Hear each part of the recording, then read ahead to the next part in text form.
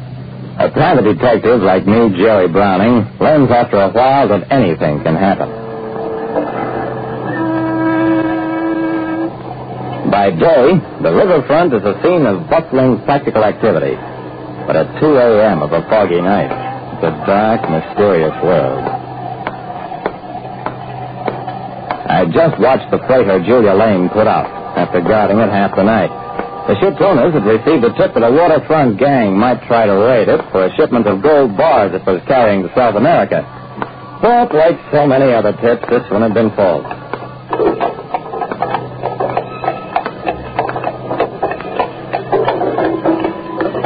Hot dogs, mister. Sandwiches, donuts, coffee. I looked up at the wagon and the old man perched atop it. Sure, I'll have a ham sandwich. The old man jumped down from his perch, dropped the tailboard of the wagon to reveal a traveling lunch counter. Coffee? No, thanks, just the sandwich. The old man gave me the sandwich, inspected me with bright, shrewd eyes, then... It's cold night. Here, have some coffee anyway, and in the house. I laughed, accepted the coffee, and drank it. That's the last thing I remembered. Until I opened my eyes and found myself lying on the deck of a moving ship. I accepted a cup of coffee from a waterfront lunchman and found myself drugged and dumped on the deck of a moving vessel. I shook my head, staggered to my feet. Over the water, the fog was so heavy that it was impossible to see more than a few feet beyond the ship's rail. Johnson, that you? A heavy hand gripped my shoulder. About time you came out of it. The next time you come on the Gray Celia drunk, I'll heave you over the side. Now get forward. He cuffed me with his free hand and gave me a shove that sent me reeling along the deck. I steadied myself against something and found I was leaning against a canvas-covered cannon. From the other side of the gun, a voice muttered, "Duck down here." I got down on the deck, crawled around to the other side of the gun where a man in seaman's clothes was squatted. He peered into my face. "You the new hand, Eddie Johnson?" There's no spot for explanation. I mumbled, "Yeah, I guess I had one drink too many." The man grinned. "I'm Jet. You'll sober up first, spin up when the shooting starts." "Shooting?" You really got a load on. You better keep on a frank sweep till you straighten out. A bulky figure loomed over us. "Johnson, you there?" I scrambled to my feet. "Yes, sir." "Call me Frank. How you feeling now?" I was feeling terrible, but I said, "I'm okay, Frank." Frank nodded. "This is your gun. That'll help you.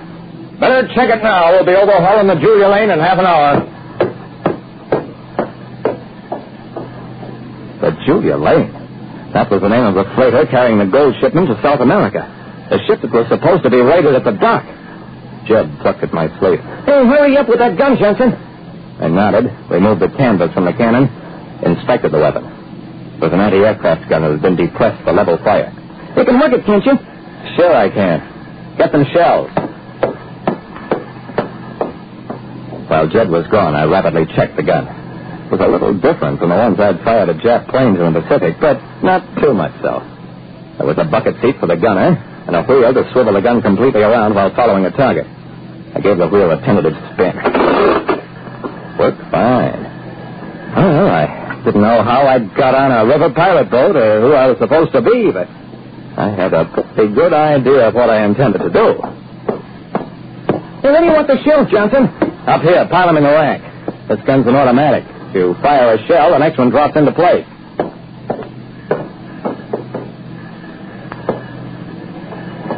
A sullen dawn was breaking in the east when Frank came striding back to us. "All ready?" From my seat, I called, "All ready." Frank nodded. "Hang on. We're opening her up wide."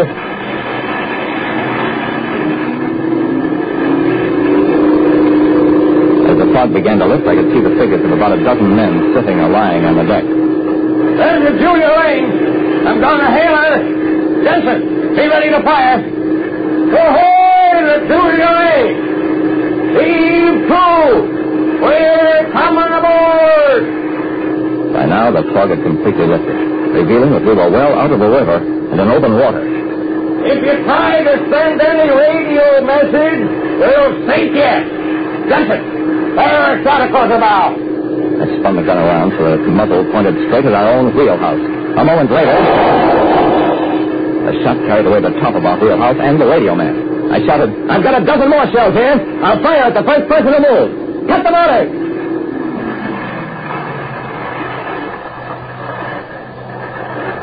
20 minutes later, a boarding party from the Julia Lane was in control of the River Pirate. And 2 hours later, a Coast Guard cutter, summoned by radio, took the vessel in tow.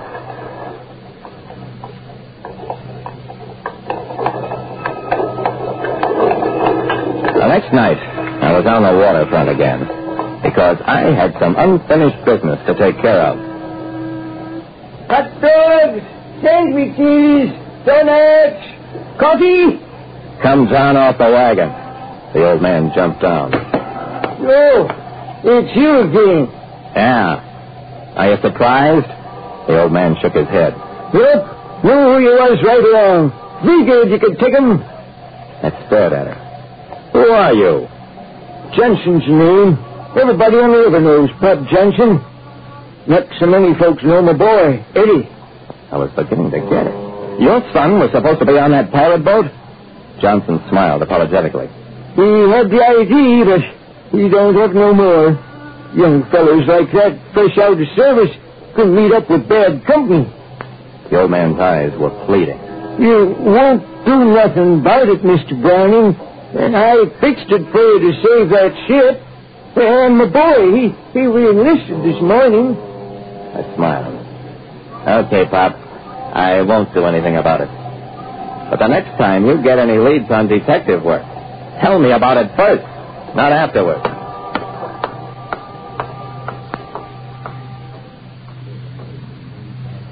And that's how I met Pop Johnson, the man whose friendship once helped me to stop a revolution 3,000 miles away. But that's another story.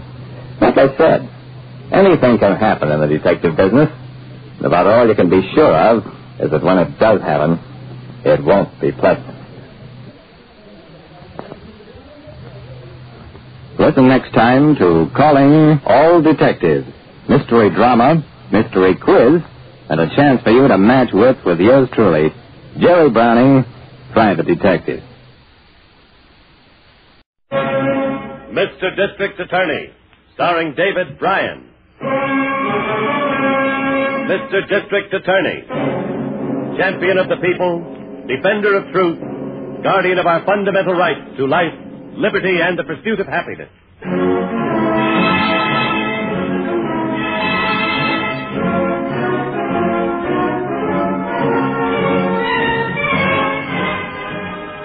And it shall be my duty as district attorney not only to prosecute to the limit of the law all persons accused of crimes perpetrated within this county, but to defend with equal vigor the rights and privileges of all its citizens.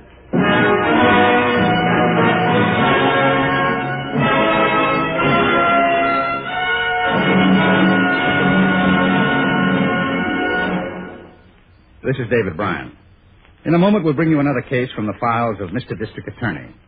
But first, a word from our sponsor.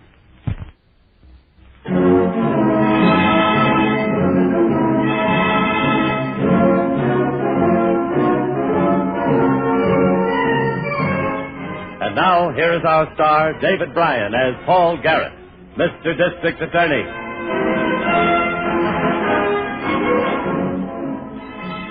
To a district attorney, a county is like a reservoir. The level isn't always the same.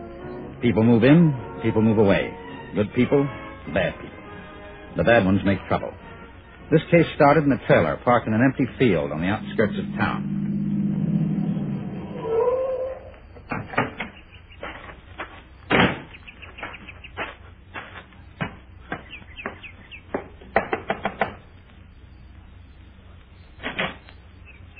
Howdy, Joe. Howdy, Russ. Ain't you gonna ask me in? Yeah, sure. Come on in. What's on your mind, Russ? Joe, I figured that 2 weeks is long enough for old friends to be mad at each other, especially friends that grew up together back home. I come to ask you to shake hands. You know, now that you're here, I can't figure just what we've been mad about. Ain't nobody I'd rather shake hands with than you, Russ. You're my boy. But we ain't never going to talk politics again. Oh, you got a deal. I was just about to fix me some grub. Why don't you stay and eat? Oh, thanks, but Ella's expecting me back at the motor court. You heard from Ma? Yeah. I got a telegram from Dallas this morning. She's on her way back. Her sister must be better then. Must be. Marge'd stay with her a while longer. They're mighty close. Ella'd like to have you and Marge over for dinner when she gets back. Ella's been beefing at me ever since you and me fell out. She'll be here tomorrow. Well, good deal. Then how about tomorrow night? We'd be proud to come. Swell. Ella'll be tickled. Well, I guess I'd better be getting along with the old pay envelope. So long, Joe. So long, Russ. And thanks for coming. Oh, by the way, you ain't seen your brother-in-law, have you? Oh? No, not for a couple of days. Why, he owe you money, too? Well, you know Orville. He owes half the guys out at the plant. If he could wire an instrument panel the way he can borrow money, it'd make him a lead man. I'll make good whatever... No, nothing doing. You ain't responsible for his debts. Good night, Joe. Good night, Russ.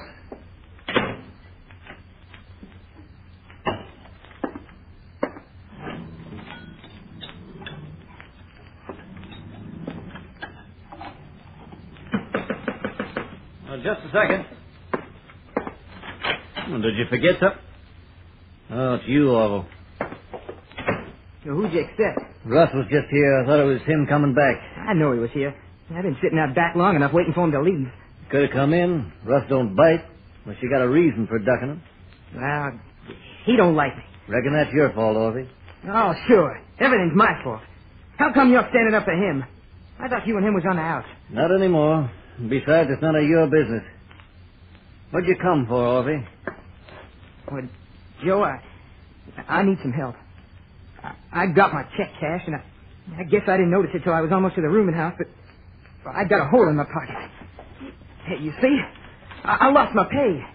Do I look like a half-wit to you?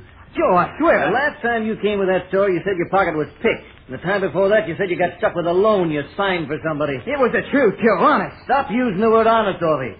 Doesn't sound right coming from you. If your money's gone, you lost it in a pay-night crap game at Holland's. I haven't been near Holland's in weeks. Joe, you gotta help me. My wife will buck like a maverick under a branding iron if I don't bring some money home. You and Sister got some side money. I know you have. Yes, and this time we're going to keep it. Joe, I need money. I ain't leaving here without it. We're family. Family? That lot that means to you. There's nothing here for you, Orville. You better try someplace else. I said I wasn't leaving without the money. Reckon you'll be here a long time then, Orville. So you'll have to excuse me. I'm fixing my supper. I ain't gonna ask you again, Joe.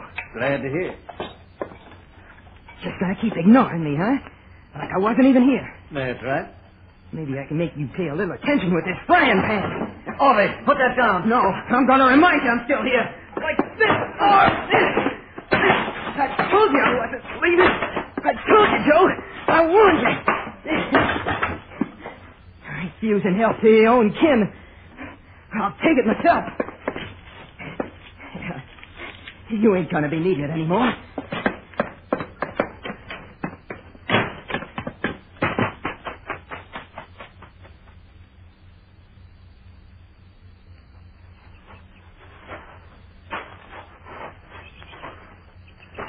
I've kept the whole field blocked off, Chief. Nobody's been near the trailer except Prager's wife and me and the lab crew. Good, Harrington. Prager, the dead man's name? Yeah, that's right. Joe Prager, aircraft worker. His wife was in Dallas, Texas, visiting a sick relative. Found the body when she got back this morning. Mm-hmm. Where is she now? Yeah, she's sitting over there in my car. I tried to get her to go over to one of the motels on the highway, but she won't. She's in, she's in kind of a daze. I'm shocked. That's to be expected. I wonder why they parked their trailer in an empty field. Plenty of trailer camps around town. Mm-hmm. Save money, again. You know how some of those migratories are. Come to the cities and save all they can. Then go back to the home state and buy a piece of land. Mm-hmm. There's a gasoline lamp in the trailer for light, but what do they do for water?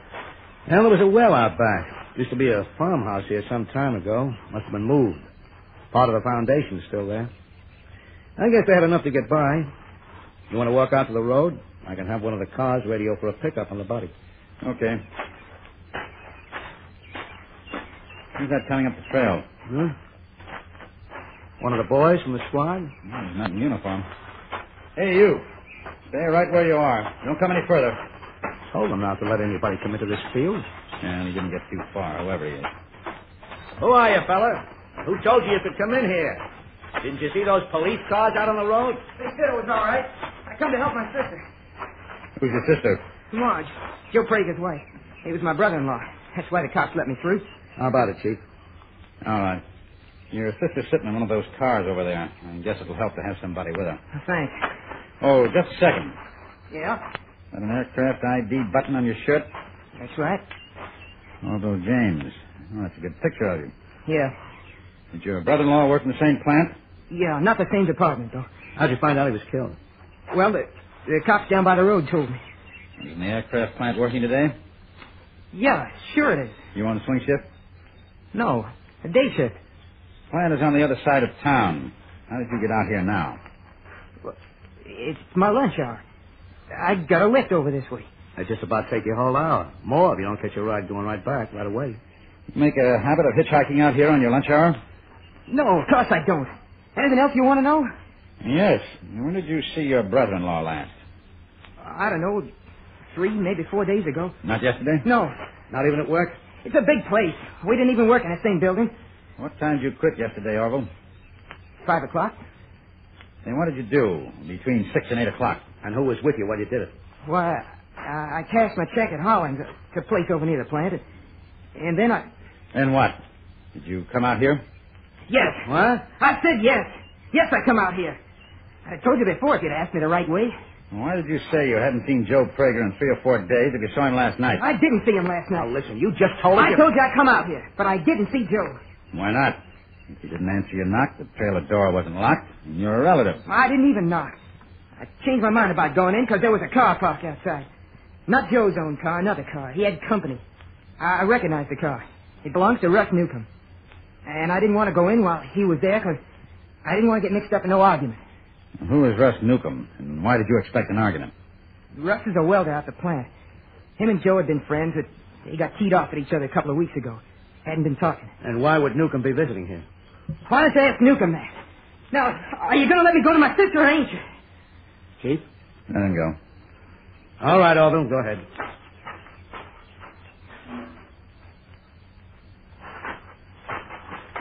Yeah, looks like this one might crack easy, Chief. Yes. I want to contact Miss Miller and get the lab crew back here. Oh, why? Lots of tire tracks in this field. Prager's own car, probably. Yes, but there should be a set from Newcomb's car, too, if he drove in. When we get to court with him, I want to be able to prove it. First squad cars pulled in off the road here. We can use their radio phone.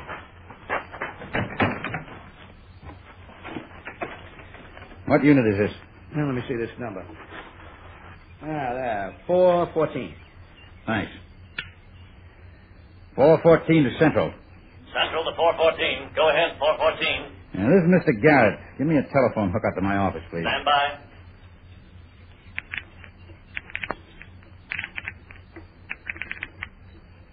District Attorney's office. Mr. Garrett, Miss Miller. Yes, sir. I want a moulage crew from the lab to come back on this trailer case. Have them take castings of all unusual tire tracks that seem to be recent. Recent, yes, sir. I'll contact you again in a few minutes as Harrington and I drive in. Now, meanwhile, call the Braddock Aircraft Plant. Get the home address of Russ Newcomb. Russ Newcomb. Yes, he may be working. If he is, have the plant security put a watch on him until I get there. But tell them not to let him know he's being watched unless he tries to leave. And if he does try? Then they can take him into custody pending my arrival to make a formal charge of murder.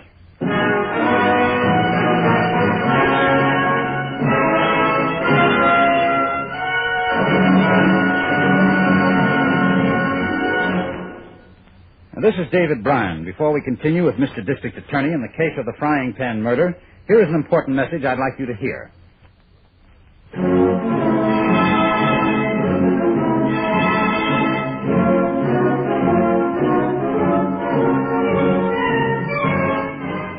And now back to David Bryan, starring as Paul Garrett, Mr. District Attorney. An aircraft worker had been murdered in his isolated trailer home. His brother-in-law had disclosed that there was bad blood between the victim and another worker at the plant, and that he had seen them together on the night of the killing. Harrington and I drove out to the plant. And the man we were after was on the job. He was pointed out by the plant security guard. Hey, you up there! Nuka! You want me? Yeah! Knock off for a minute. Come down from the wing, will you? Be right there. Watch it, Harrington. Don't worry. What can I do for you? District Attorney's office. This is the DA, Mr. Garrett. My name's Harrington. Oh, police stuff, huh? Now, that's right, Newcomb. Let's go into the washroom there where we can talk. Well, what's up? You fellas find the woman who owned that purse? Purse? What purse? What are you talking about? Well, that's why you're here, Ed. I found a woman's purse on the street about 2 months ago. I turned it into the police. Well, we know nothing about that, Mr. Newcomb. It has nothing to do with our call. Oh. Well, what do you want to see me about? You know Joe Prager? Why, sure. Joe is my best friend. Joe ain't in any kind of trouble, is he? When did you see him last? Oh, only last night. Remember what time? Well, I reckon it was about 7 o'clock. You go out to his trailer to see him? That's right. You say he was your best friend? Yeah. Other people say you weren't on speaking terms for the last couple of weeks. Well, we weren't. Until last night. We got in a dumb political argument one day during lunch here. Both got hotter than we should have. But you patched that up last night, huh? Yeah, that's right. That's why I went out to see Joe, to bury the hatchet. You sure you mean hatchet, not frying pan? Look, you fellas are asking me something, but you ain't telling me nothing. You talked politics with Prager again last night? No, we just patched up our beef. I asked him to bring his wife over to supper with us tonight, and then I left. That's all. And Prager was still alive when you left? What do you mean? Was he still alive? Are you telling me that Joe's dead? Don't you know, mister? He was beaten to death last night with an iron frying pan. Joe? Joe Prager? Did you see anybody else at the trailer? No. No, we were alone. Just the two of us. Newcomb, the law requires me to warn you that anything you say from this point on can be used against you. Used against me for what? You're talking like I'm under arrest. You are under arrest for the murder of Joe Prager. But you're wrong. Take these off. What are you doing to me? What did you do to Prager? Get moving, mister. You take him in, Harrington. I'll be back at the office by the time you have him booked. Where are you going? Down to the morgue. The body will be in by now, and I still haven't spoken to Prager's wife.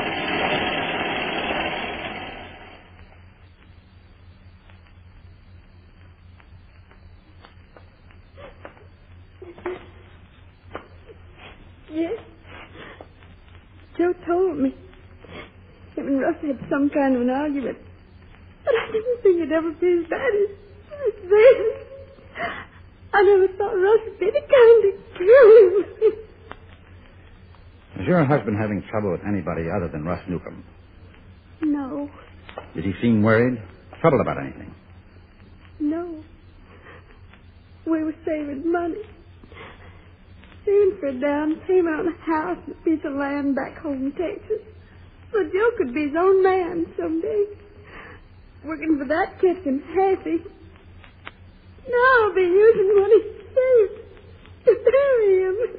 I'm sorry, Mrs. Prager. Why did Russ do a thing like this to him? Why? I don't know. I've never been able to understand why men do a lot of things they do to each other. I'll be in the next room for a while, if you need me.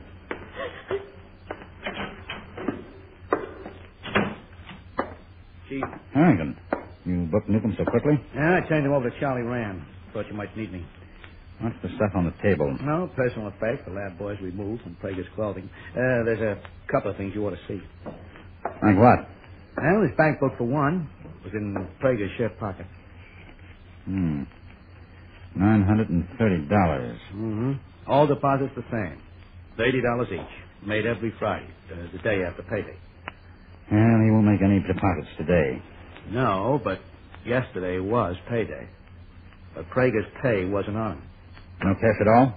Just what you see there. Less than $1 and change. And he might have kept the money someplace in the trailer. Their boys checked it. Not a dime. When you turned Newcomb over to Rand for booking, did Newcomb have any money on him? About $5, that's all. He's had since last night to hide the money, though, Chief. All we've got to do is find out where he hid it, and we've got a double motive for the killing. The bad butt for the argument they had, and robbery. The robbery makes me wonder if we've got any motive at all, so far as Newcomb is concerned. Well, what makes you say that? You remember what Newcomb said when we picked him up at the plant about finding a woman's purse and turning it over to the police? Yeah.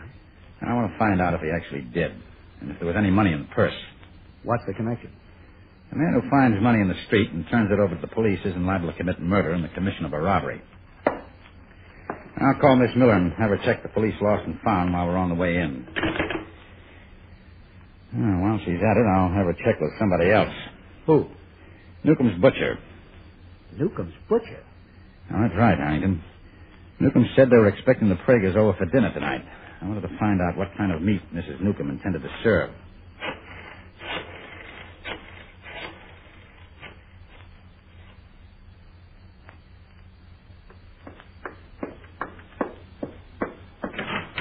Here it is, Mr. Garrett. The Newcomb's patronized a butcher shop on Emerson near Longacre Boulevard. Now, what about the order? Mrs. Newcomb ordered stewing beef yesterday for tonight's dinner, but she called up this morning and changed the order to lamb chops. 8 lamb chops.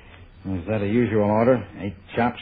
No, the butcher said she always ordered 4 at a time, but only for Sunday dinners. You figure anything from that, Chief? Don't you? 8 chops instead of 4. 2 apiece. They must have been expecting the Pragers. And Prager was dead, and she put that order in. Newcomb might have told her to order them for a cover-up. Yeah, it's a little too smart, Harrington. Newcomb didn't strike me as being that clever. That may be the lost and found report. I'll get it. Yeah. District Attorney's office. Yes, Pete, let's have it.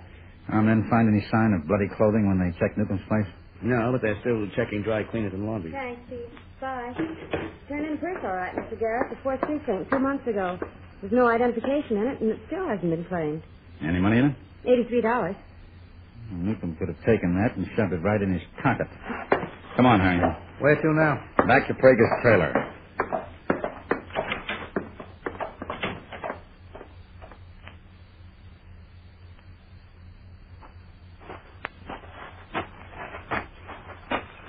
I don't know, Chief.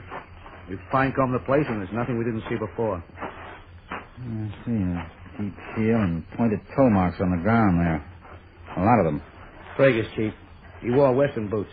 Some regular shoe marks here. Not many. Where? Damp ground leading toward the well. Yeah, it might have been one of the lab boys coming back for a drink. I don't think so. Why? And whoever it was sat down here, leaned back against the well with his feet stretched out. You can see where the edges of his heels were resting on the ground. Cigarette butt there, too. I want that lab crew back again. What for? To drag this well. For what? We've got the body and the murder weapon. I'm looking for clothing. Newcomb or anybody in a car might have driven away from here in bloody clothes and changed it home. But it was somebody on foot. They'd have had to hitchhike or take public transportation. They wouldn't try it in bloody clothes. You're figuring on Orville. Orville said he came here at 7 o'clock after he cashed his check at Holland's. Yeah. Now, you know what goes on at Holland's on pay night. Backroom crap game in which Orville lost. How do you know? Because he left early. The winners don't leave early. The other players make them stick to the end. Yeah. They get sore at a winner who quits without giving a chance to get even. Let's get that crew out here.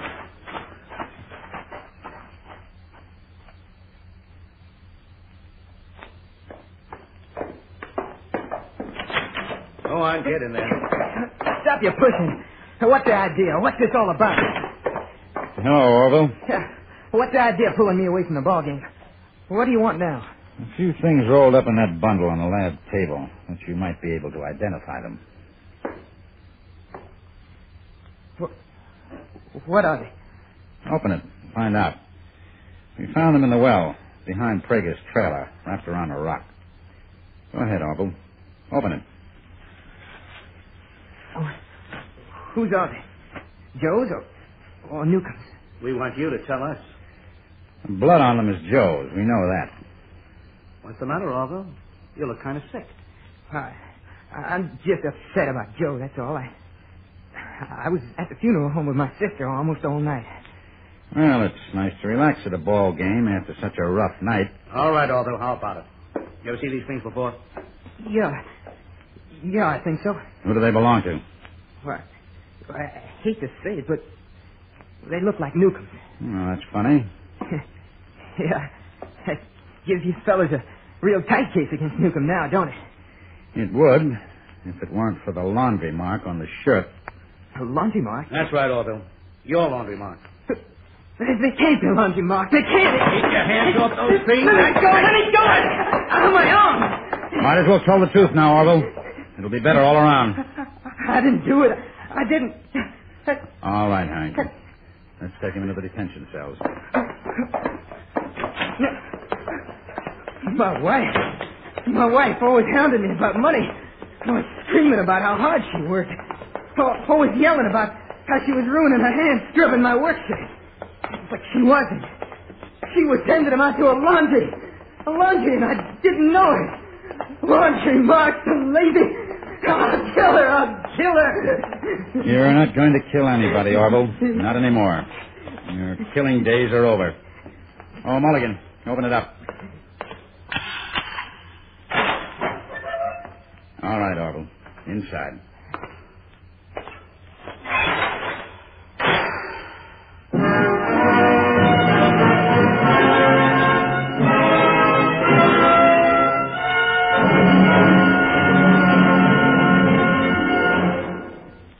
This is David Bryan again. I hope you've enjoyed this case from the file of Mr. District Attorney.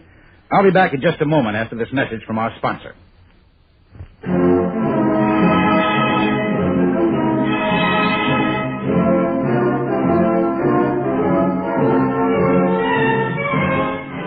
Now, here's the star of Mr. District Attorney, David Bryan, with a word about the program you have just heard. Orville James was tried and convicted on a charge of murder in the first degree with a mandatory death sentence. The case was appealed and a new defense of temporary insanity was made. But both the psychiatrists and the appellate judges ruled that Orville James was sane. He was subsequently executed in the manner prescribed by law. During all his time in the death house, he was alone. He never had a visitor. Now, this is David Bryan inviting you to join us when we present our next case based on the facts of crime from the file of Mr. District Attorney. Mr. District Attorney was originated by Philip H. Lord.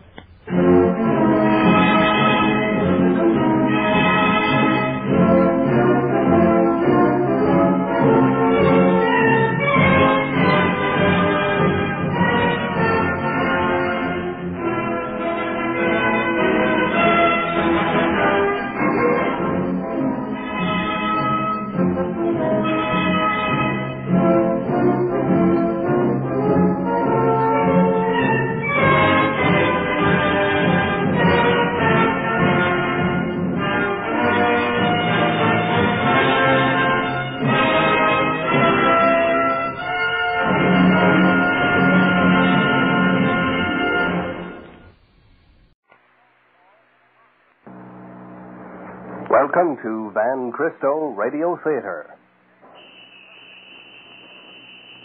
And now, in cooperation with police and federal law enforcement departments throughout the United States, the only national program that brings you authentic police case histories. Gangbusters.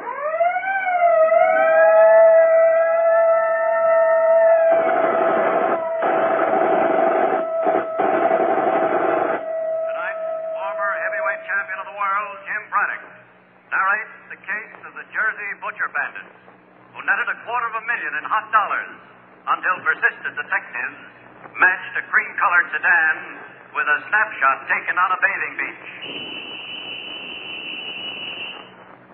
Stay tuned to tonight's episode on Van Cristo Radio Theater for some extra special surprises. And now, enjoy Gangbusters. And now to Gangbusters and facts that show the operation of our law enforcement officials in their war against the underworld. Gangbusters has a special narrator for tonight's case, former heavyweight champion of the world, Jim Braddock. The inside facts in the case of the Jersey Butcher Bandits. You know, Mr. Braddock, Gangbusters listeners usually expect to hear our case histories narrated by police officials. I know it, Don Gardner, and the name is Jim. The two detectives who worked on it are close friends of mine. One of them was my sparring partner. I saw them work for 48 hours without sleep and for weeks without taking a day off. So I called you up. I thought that I, as a citizen, should come and tell other citizens what our police are doing to protect us. Well, when you got in touch with us, Jim, we thought it would be a splendid idea, so why don't you go right ahead? All right, Don. Suppose we begin one day last summer. Several longshoremen were stretched out in the shade of large packing cases on the dock at Hoboken, New Jersey. They had finished their lunch and were waiting for the whistle before they went back loading the freighter that was tied up alongside. The conversation naturally had turned to a subject on which they were all experts. Yeah, and I'm telling you, that's what he did it in. Huh, 141 3/5. You're talking through your head, Sud. You don't know a thing about it. Who don't know a thing about what? Where do you get off at being such a man with the figures? I'm telling you, no horse ever ran a mile and a 16th in that time unless it was downhill and a truck was pulling him. Oh, you don't think so, huh? How about that, Phil? He says I'm a liar, practically. Be a liar. Who cares? I care, that's so.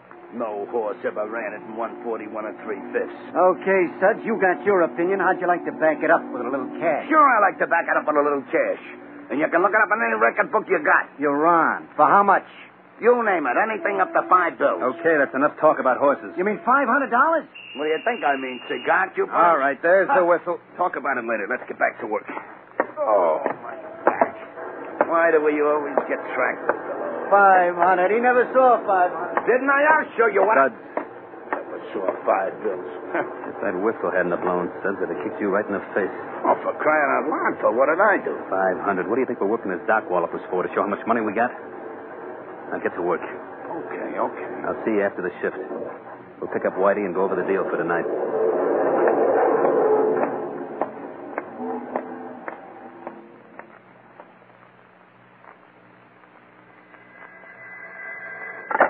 Hello? Detective Sullivan? Yes? Mike Holzer. Sorry if I woke you, Pat, but those boys have been at it again. Another butcher? Yep. They broke in the house, took $4,000 the guy had in his desk. The butchers don't stop keeping so much cash around the house, they'll all be broke. Well, there might be an angle in this one. Yeah? We got hold of a fellow who lives down the street from the butcher.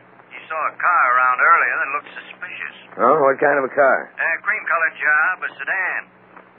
A late model, New Jersey license. Oh. He got the last two numbers, 9-1, but that's all he could make out. Well, it's better than nothing. I'll get dressed and come on down, Holzer. Where are you? Chief Orecchio's office. Okay, you wait there for me. I'll see you in 20 minutes.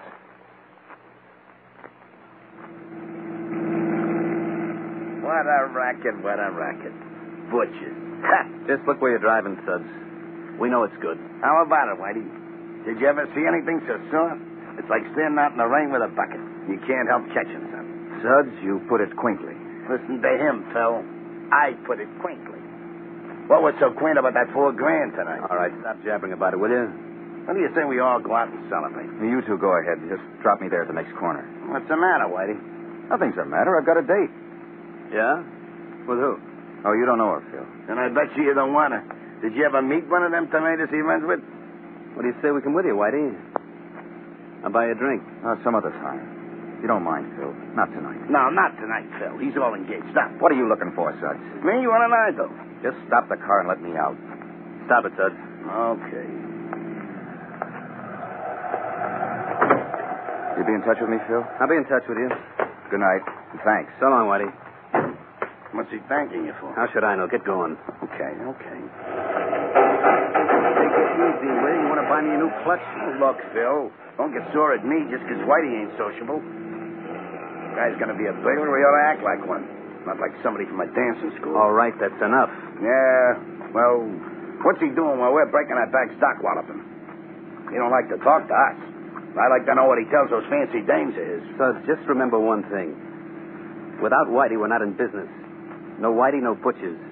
No butchers, no dough. Well, we can dig up some other guy. There's a million guys that can get information like that. Look, Suds, I'll take care of the personnel problems around here. You just drive. I want to get to bed.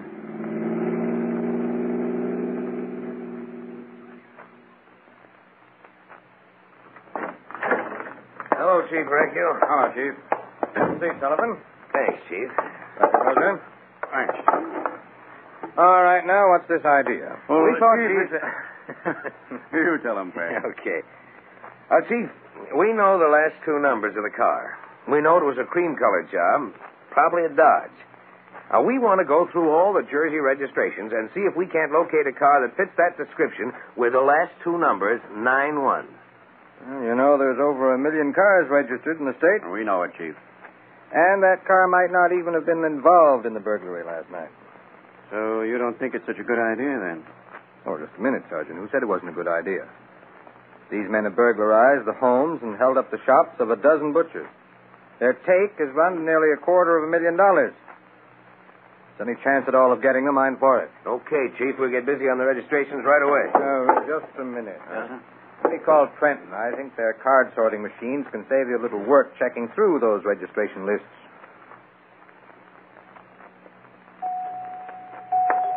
All right, I'm coming.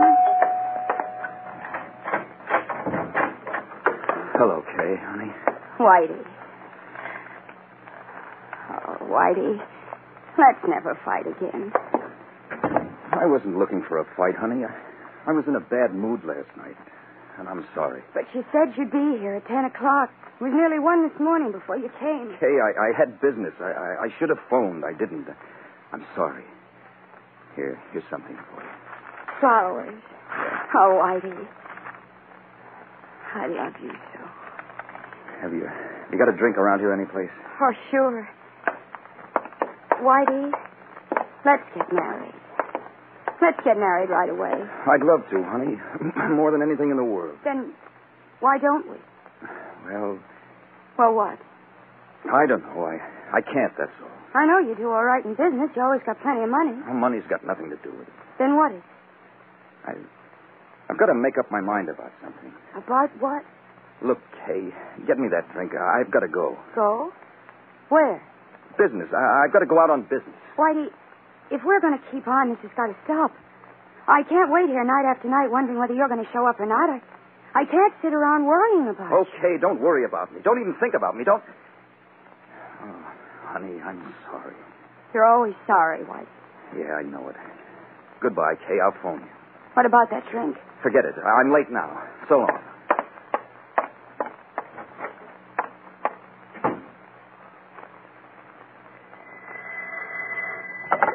Sergeant Hoser speaking. Hello, Hoser. Pat Sullivan.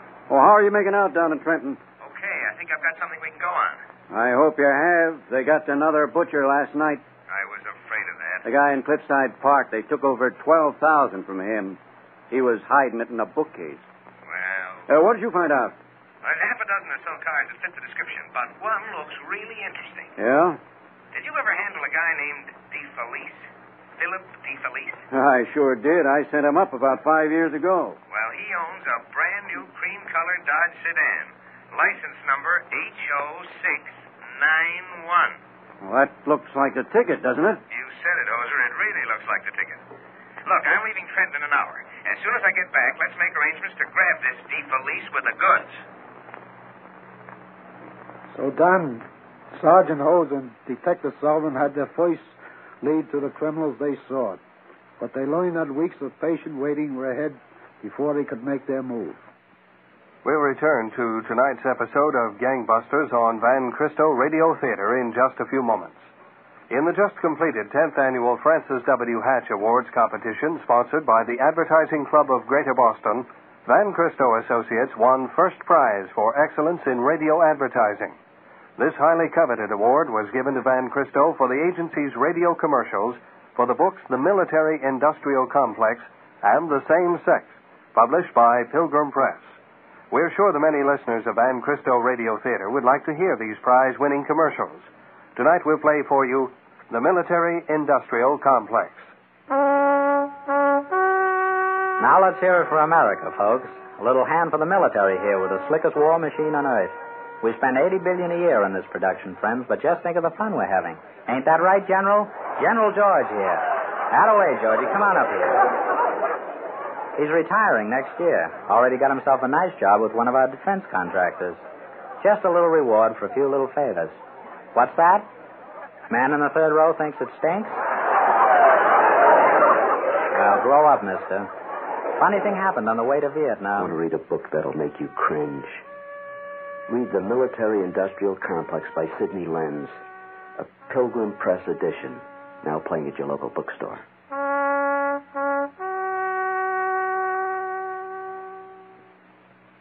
The commercial you've just heard was one of two which won for Van Christo Associates first prize in the 10th Annual Hatch Awards competition for excellence in radio advertising, sponsored by the Advertising Club of Greater Boston. Now back to Gangbusters and the former heavyweight champion of the world, Jim Braddock.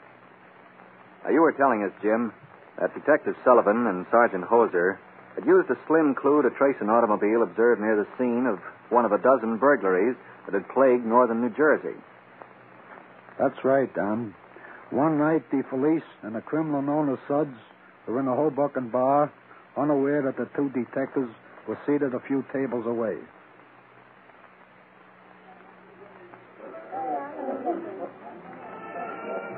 Well, where is he? He's sitting around this joint all night. No, not that I mind. If you don't mind, Suds, shut up about it. Look, Phil, what do we have to keep worrying about Whitey for? Let's forget about the guy and do this on our own. Get some sense, will you? Now, there's guys with dough besides butchers. I'll take the butchers, and so will you. They're in the kind of business where they can lay away a lot of cash, and they're doing it. Okay, but Whitey ain't the only guy that can get information. I know a guy in Bayonne. I know 40 guys in Bayonne, but there isn't one that's got Whitey's touch. We need him. So lay off, will you? I'm sick of that guy.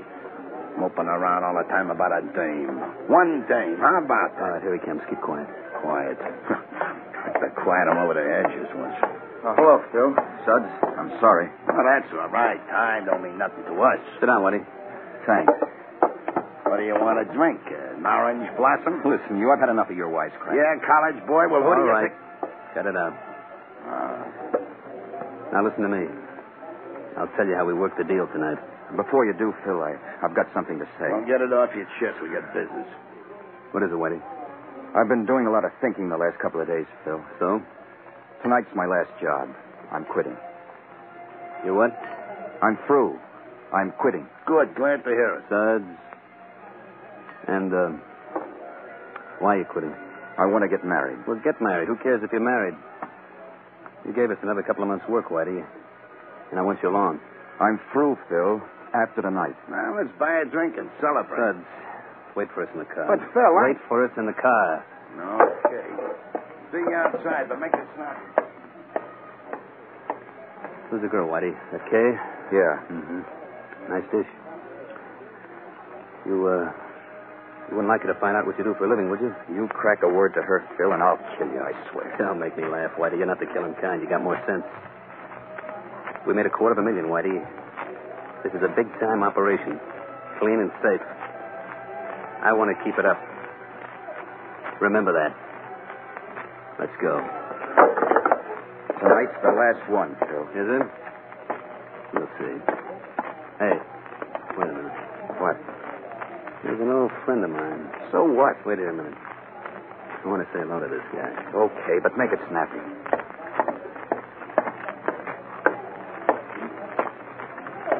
Well, Sergeant Hoser. How are you? Hello, Phil. What are you doing these days? Oh, I'm a reformed character, Sergeant. You taught me a lesson. I'm working hard on the docks. Glad to hear it. I just thought I'd drop over and say hello. So long. So long. Got to get up early for work tomorrow.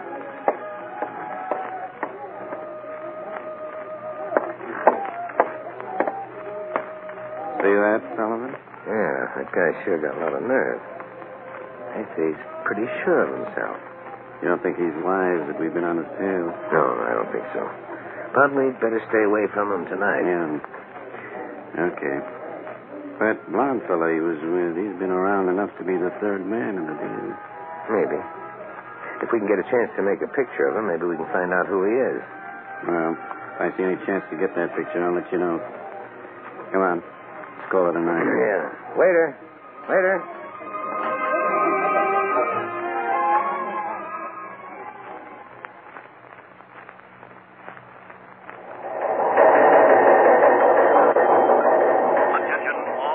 Departments and stations, be on alert for 3 masked bandits held up drive-in restaurant route 4. Escape with $4,000. 3 masked bandits escape with $4,000 cash.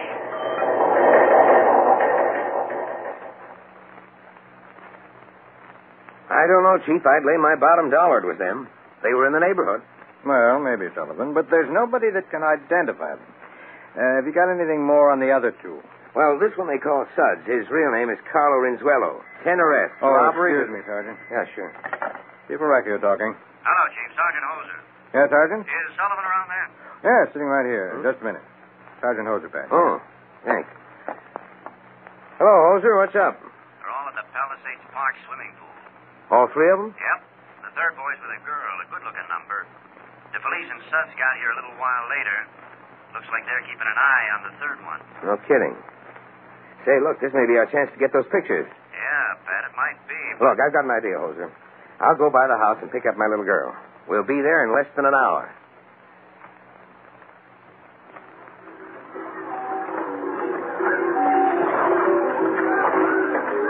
I told you, Kay, I'm getting things worked out. Maybe in another week or so. I don't understand you, Whitey. You're talking such riddles. There won't be any more riddles, baby. Everything's going to be on the square. Someday I'll tell you the whole story. Someday, maybe years from now. All right, Whitey. Someday. Oh, Whitey. That's the fellow guy you were going swimming. Oh, Phil. Suds. How you doing, Whitey? Don't answer me. I see you're doing okay. Whitey, It's all right, honey. You don't mind if we sit down, do you, Whitey? Why should he mind? It's a public swimming pool. A little too public. Whitey's told me a lot about you, honey. Oh, that's nice. Yeah, I hear you kids are getting married. Very interesting. Kay, you've been sitting in the sun too long. Why don't you take a dip? But Whitey, Sounds good for a Whitey. Yeah, great. Makes it tan. Go ahead, Kay.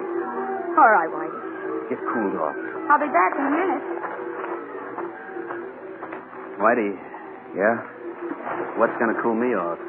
Why don't you take a dip? Listen, wise guy, no cracks. Okay, son. You know, Whitey, maybe you'll be a happy guy married. Maybe you won't. What do you mean? I mean, maybe you won't get married at all. No? Maybe I ought to do this Kay a favor. Maybe it's the right thing to let her know what kind of a guy she's getting. You try, Phil Whitey. Okay. Let go. I've got a job Sunday, Whitey. I want a lot of jobs after that. You're coming with us? Oh, let go. That's fine, Eileen. Now, smile. Oh, shit. Smile, Keep honey. quiet, will you? That's it. And now we'll make sure. Let me try another one. Oh, for crying out loud. Bud. That's it, honey. Hold it. There. I hope the pictures are got down. I think there will be. You're fine, Molly. Now, remember, Whitey, you keep working, or the dame gets an earful. Okay, Phil. If you say so, I guess I keep working. I guess you do. And keep that head on your shoulders. We got a big one Sunday. Come on, Phil. Yeah, right with you.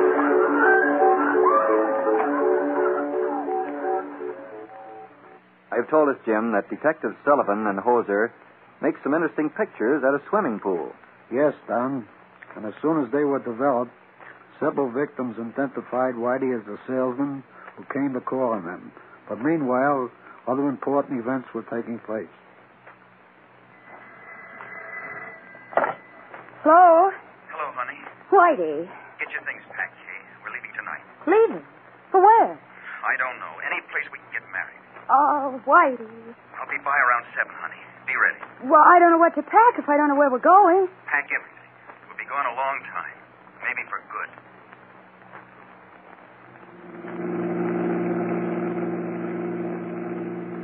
All right, Stud, stop here. Right. All set, Whitey? Yeah, I guess so. What do you mean you guess so? I hope nobody's home. There's nobody home. I'll go out myself. Come on, Whitey. Well, are you coming? Yeah, I'm coming. Park it around the corner, Stud. Okay, Phil. And walk up to the house and knock. I'll let you in.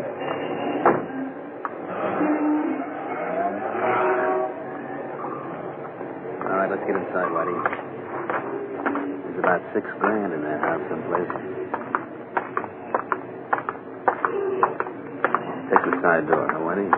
Yeah, the side door should be easy.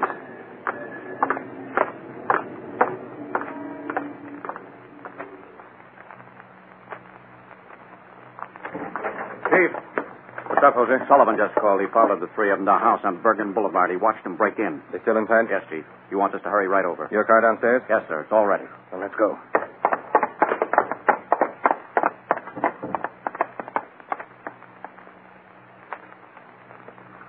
Whitey. What? When you stop daydreaming and help Suds look around for that dough, how long do you think we can stay in here? Okay. Take it easy. How about the china closet, Suds? I looked in there. See if there's any packages pinned up in back of those drapes. Well, go on and look, will you? Okay, Hey, Get away from that window. Phil. What? The cops. 1,000 of them. You kid, get down. All right, both of you, crawl over here. What are we going to do, Phil? How are we going to get out? Shut up, will you? Stick on the floor and keep quiet. The three of you, come out. Come out with your hands up. The place is surrounded. Come on, let's get out. Keep your head down. Come out in 10 seconds, or we'll fire. We'll go upstairs. We'll hold them off from there. We haven't got a chance. What are you, yeller? Yeah, what if I am? I'm no dope. Why, you ought to get down. Machine gun. Who counted our machine gun? Shut up. Come on, Phil, let's skip up. We're going upstairs. We're going to hold them from there. Come out. Come out now. Don't shoot. Whitey, don't shoot. I give up. Whitey, wait for me. Whitey, Suds, come back here.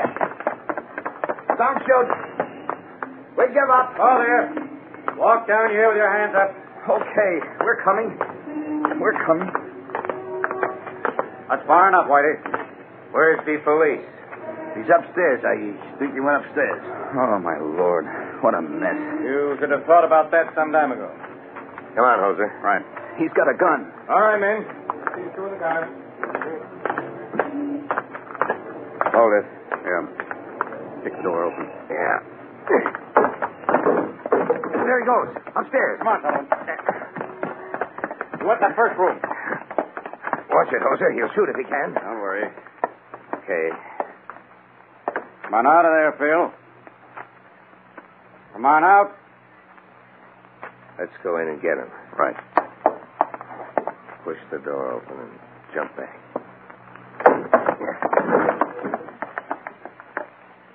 Come on out, Phil. Let's get him. Under the bed. Come on out. Okay, I'm coming. Take it easy. First, slide that gun out. Here it comes. Now, you crawl out. All right. Take it easy now, will you? Just take it Up easy. on your feet. Up on your feet. All right. We waited a long time for this, mister. Just walk. We're right behind you. And this time we know where you're going. So, Don, that was how Detective Pat Sullivan and Sergeant Hoser wrote a successful end to the case on which they spent weeks and weeks of hard work. The criminals are all convicted and receive long sentences. And we'll meet one of the detectives on Gangbusters in just a few moments. We want to remind you to stay tuned for a new contest on Van Cristo Radio Theater tonight. Reading history is intriguing, but hearing little can compare with that experience.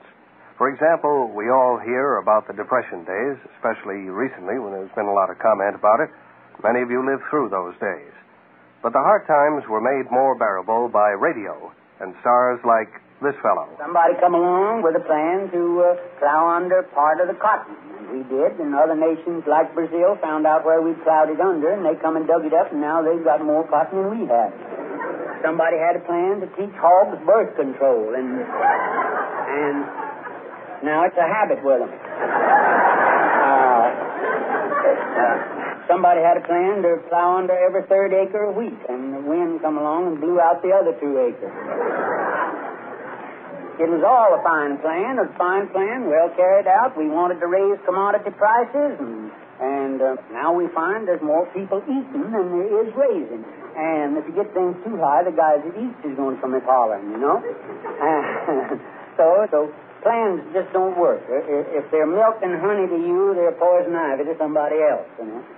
But even if your plan don't work, it ain't any discredit, you know. Our own Savior had a plan, in fact, 10 of them. He left them to us, and he knew they'd help us, and we know they'll help us. And he said, love thy neighbors yourself, but I bet there ain't 2 people in your block that's speaking to each other. Will Rogers, one of radio's immortals. You can enjoy again and again in your home whenever you choose. Van Christo has just obtained an exciting new album featuring some of old-time radio's most famous stars. Will Rogers, Rudy Valley, Al Jolson, W.C. Fields, a living history of some of radio's greatest moments. You can own this recording for $4.95 in check or money order to Old Time Radio, Van Christo Radio Theater, 18 Newbury Street, Boston, 02116. And remember, when you purchase one of these recordings, you not only buy special listening pleasure for yourself, but also help ensure your continued Sunday night enjoyment of the Van Christo Radio Theater. So order your record tonight, $4.95 in check or money order to Old Time Radio, Van Christo Radio Theater, 18 Newbury Street, Boston, 02116. We promised you a special announcement, and regarding the Radio Buff contest, last week's winner was Mrs. B. Berkowitz of Ridge Avenue in Newton Center, who will soon be receiving her copy of Orson Welles' famous production of The War of the Worlds. Starting with this week's program, we're simply going to ask you to send to us a card with your name and address, and the winner will be drawn from all entries received. So you have a chance to win your copy of Orson Welles' War of the Worlds, one of the great radio productions of all time. Just send your card with your name and address to Van Christo Radio Theater, 18 Newbury Street, Boston, 02116, and the winner will be drawn from all entries received. Now, once again, here is Don Gardner for Gangbusters. Well, Jim, those officers deserve all the credit in the world for a really fine job. They certainly do. And I'd like you to meet one of them right now in person. Detective Pat Sullivan, meet Don Gardner.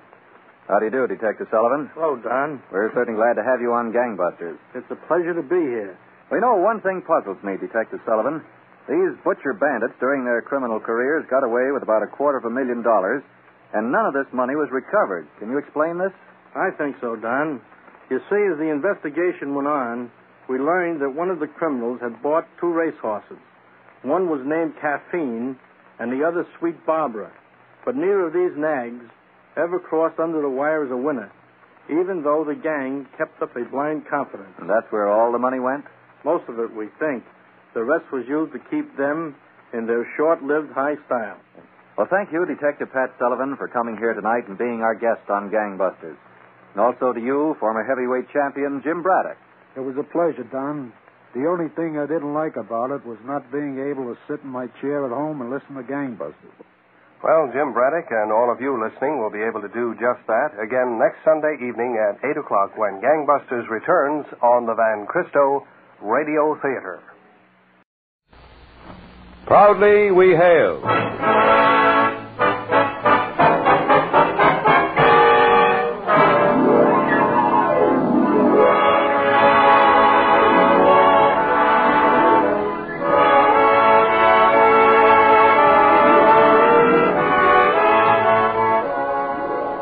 From New York City, where the American stage begins, here is another transcribed program with a cast of outstanding players and featuring Bryna Raeburn. Public service time has been made available by this station for your Army and your Air Force to bring you this story, as proudly we hail our women in service.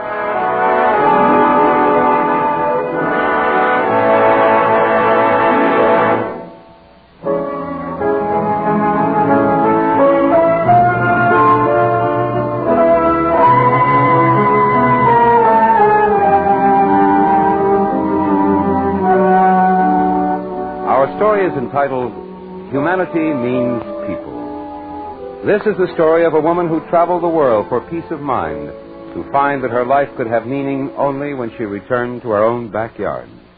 After this important message, our first act curtain will rise. This story about a courageous American woman of the past prompts me to say a few words about courageous American women of the present, who are serving their country as servicewomen in the United States Army and United States Air Force. They have the gratifying knowledge that they are writing new pages in the history book during one of the most critical periods in our nation's history. You can join these women by volunteering in the WAC, Women's Army Corps, or in the WAF, Women in the Air Force. Visit your nearest United States Army and United States Air Force recruiting station and enlist now.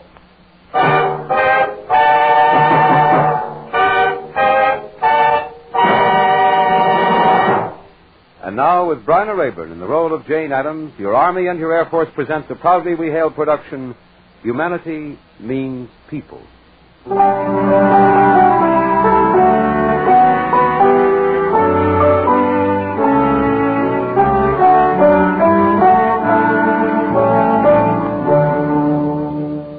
Truth is manifested to us in many ways. It was sent to me, clear and unmistakable, when I was 6 years old. But I was 28 before the understanding of that truth came to me. When I was 6, I had a dream, a horrible yet prophetic dream. I was alone, utterly alone. Not the way you can be alone in a crowd or alone in an empty house at night, but alone in the world.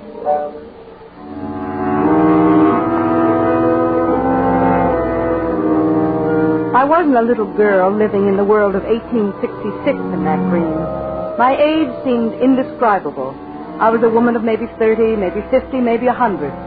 The setting of the street through which I was wandering was probably Cedar Creek, Illinois, the only place I'd ever known up until that time. But it seemed large. Not the way I found large cities to be later, but large in the way a huge cavern is endless when you're in the middle of it. Everything was shadowy. Even a voice, the only one in the dream, came from the grayness of the broad street through which I was wandering. Jane! Jane Addams! My name? You know my name. Who are you? I can scarcely make out your silhouette in this fog. What do you want? I am the only one here. The only one in the world. Except you, Jane. Yes, I know. And I'm frightened. Has everyone in the world disappeared? Not disappeared, Jane. Obscured. But you can bring them back. Tell me how. Tell me what I can do to restore everyone again. You alone are responsible for the fate of the world. You can bring people back to life by one implement alone. A wagon wheel. I don't understand. Explain it to me. Where are you? Where are you? Have you gone too? Have you left me to be responsible for the fate of the world without telling me what I can do? What can I do? What can I do? What can I do? Janie, wake up. You've been having a nightmare. Oh, Papa, it was terrible. There. It's all right now. I'll stay with you until you go back to sleep again. But my dream, Papa, it was so real. But I didn't understand it. Now, you can tell me all about it in the morning. Now try to go to sleep and not to dream.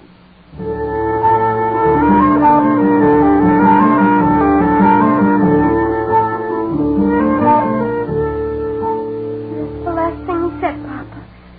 That I could bring everybody back to life with a wagon wheel. What does that mean, Papa? I'm not sure, child. I am not sure. You, a child, cannot explain it. Nor can I, a man past the middle of his life. But a wagon wheel, Papa.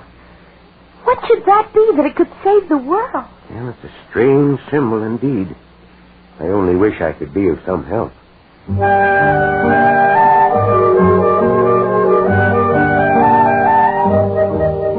Perhaps Jane Addams' dream had its roots in her love for her father. When his child wanted to share his many cares, he took pains to point out other people who needed her help. One Sunday, dressing for church, she put on her new coat and went into her father's study. You look very pretty, but your old coat will be just as warm and won't make other children feel so bad. The other children were those who lived in the back streets of their town. She told her father, when he took her through these streets, that she would someday live in a big house. But then the thought came... Papa, it wouldn't be right. Well, why do you say that, child? Because it'd be right in the middle of little houses like these. It was at Rockford College that the girl with the strange dream lost her earlier anxiety for the sorrows of the world. She escaped into the beauty of books and forgot the reality around her. It was during her last year at college that her escape from the world was halted temporarily by a shock. Jane? Oh, good morning, Ellen. Isn't this wonderful? All the world's a stage and all the men and women merely players. I never fully realized those words and what they meant until I just read them again this morning. Jane, I don't really know how... Ellen, what's the matter? You're pale as death. I bring news of death, Jane. Papa. Papa is dead. Yes, Jane. He died peacefully in his sleep last night. He wrote you this letter. It was found by his bed this morning. My beloved Jamie, it is late at night, and I feel it is late in my life, too. I think this without remorse, but with a certain sadness that I have not been able to give you all the help your nature has pleaded for. Remember when you were a little child and had your dream about the wagon wheel? At that time, I could not help you when you came to me for the answer. The real answer is something I should have learned a long time before this. That each person's destiny, the answer to the eternal questions in each person's heart, must be worked out individually. Except for a few bits of real estate and a few scraps of paper, which mean that you will be relieved of the burden of financial suffering, I have nothing more to leave you. But I somehow think that if you come to realize the meaning of this inheritance and shape it into your destiny, you will be rich indeed. Your loving Papa. Janie! Oh, come in. Hello, Ellen. Oh, I'm so tired. Well, sit down and tell me. What did the doctor say? Oh, there's nothing wrong with me. Nothing he can hear in his stethoscope or feel in my pulse at any rate. But you're sick, Janie. Didn't he tell you that? Yes, he knows I'm not well, but there's nothing to do with a germ or a disease of the body. It's as if something were haunting me, Ellen. Your father. You're still brooding about him, Janie. No, I'm really not, Ellen. Of course, I miss him, and I regret I wasn't with him when he died, but something deeper than that. It's a sense of guilt that's unreasonable. It's a weight I can't shake off. Well, what did the doctor recommend? Oh, usual things for young girls with enough money. Said I should go somewhere. Europe, perhaps, get a change of scenery. And hope that will mean a change of viewpoint. Well, why not, Janie? Oh, England is beautiful at this time of year. Why don't you go abroad? Ellen, will you go with me? I could find it bearable then. I don't think I could enjoy being by myself in this strange country. Not now, when I feel so all alone, even in my own country. Of course I will, Janie. We'll love it. Oh, we'll see all the things we've known in books and paintings and photographs. There'll be Westminster Abbey. And Buckingham Palace. And Oxford and Cambridge. And London Bridge.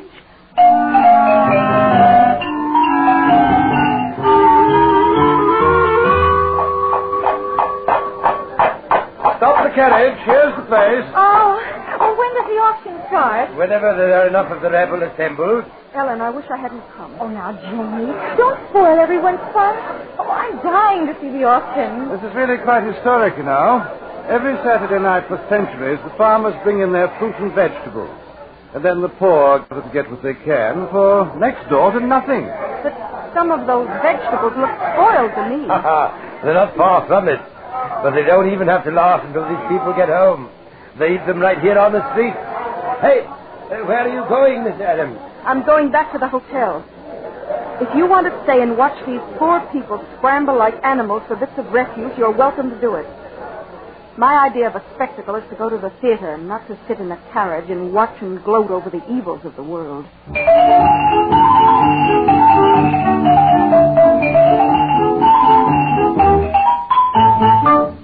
Janie, you seem better here in Germany. I'm really sorry about that incident in London at the auction. Oh, don't worry your head about it, Ellen. If I didn't feel guilty about my life of uselessness, I suppose I would have seen the color and the history of it. Look. Oh, look at those women out there on the street. What are they carrying? Those tanks tied to their backs, what are they? Oh, I saw them yesterday. One of the waiters told me about them. It's hot brew they're carrying. Their hands. Look at their hands. Mm-hmm. Isn't it awful? Their hands are scarred from burns. The hot brew splashes when the women walk. Ellen, something must be done. Let's go to see the brewer. You young woman, what am I to do? Men must have beer. And so these women must have stars, is that it? When you put it that way, I sound heartless. You are. And I am too. Because there seems to be nothing that can be done about it. You're to blame, but so am I, because I'll just run away from this ugliness, as I've always run away. But, Janie, what's the remedy? Ellen, do you remember that social settlement we saw in England? Toynbee Hall? That's right. I've forgotten the name. Remember how it was the center for London's poor? How they went there for enlightenment or amusement? Are you suggesting we go and work at Toynbee Hall? No, Ellen. Charity begins at home. Such a settlement house would be useful in Chicago. Think of all the races in America that have to learn to live together if our democracy is to endure. At our house, we would gather together all sorts of immigrants, do what we could to help them, and give them a life in common. Janie, that sounds wonderful. We would not only help them, they would help us. We're smothered in comfort as they are oppressed by poverty. My scheme is to throw off some of this stifling comfort for the privilege of being of some use in the world.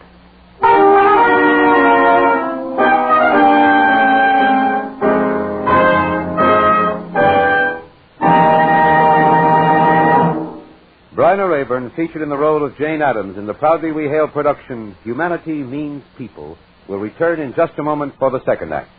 Love and loyalty to one's country have never been the exclusive attributes of men. Women, too, have given concrete evidence of their devotion and courage.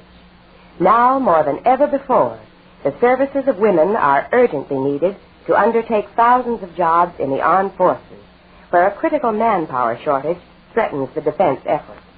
More than ever before, the United States Army and United States Air Force needs young women in its expanding forces. So go to your nearest Army and Air Force recruiting station. Have a talk with the recruiting sergeant. He'll help you decide how you can best serve your country. Volunteer for service in the WAC, Women's Army Corps, or in the WAF, Women in the Air Force. Do it today. You are listening to Proudly We Hail. And now, with Bryna Rayburn as Jane Addams, we present the second act of Humanity Means People.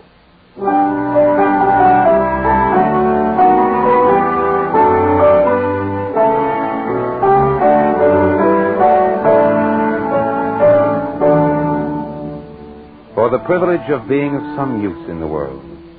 That's the reason Jane Addams gave herself and her friend Ellen for wanting to found a settlement house in Chicago. She found an old, run-down mansion built by a man named Hull.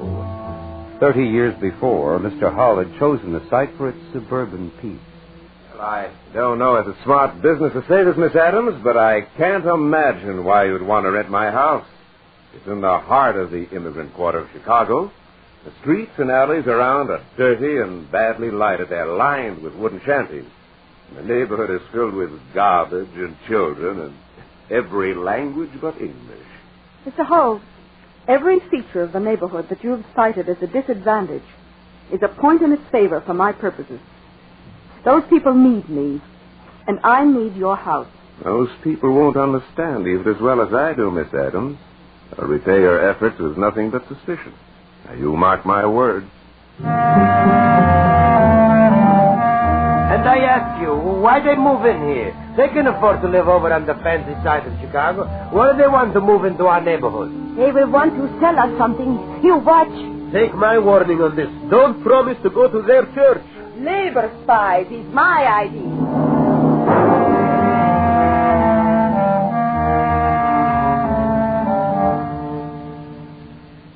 You went to that Hull house?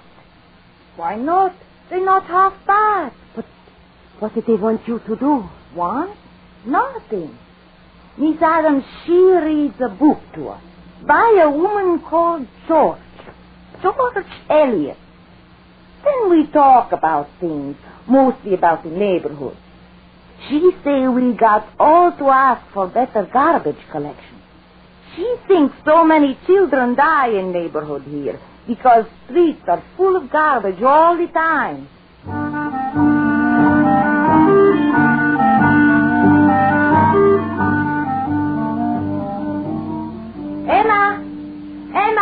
late, and I walk to the factory with you. Yeah. Well, hurry. It's almost 7. I can't afford to be docked this week. Not with my youngest needing medicine all the time. Emma, you hear about that Miss Adams and her Hull House? Yeah, I've heard nothing else for 6 months. What is it to me that they move into a fancy house and look down their noses at us working women? That is news. Miss Adams, she mind our children for us women while we're at work. And who can afford even a penny in our tenement for someone to stay with the children? It is bad enough my Gisela has a cold all the time, but if I don't have the money to pay her medicine, it would be worse. But it will not cost us a cent.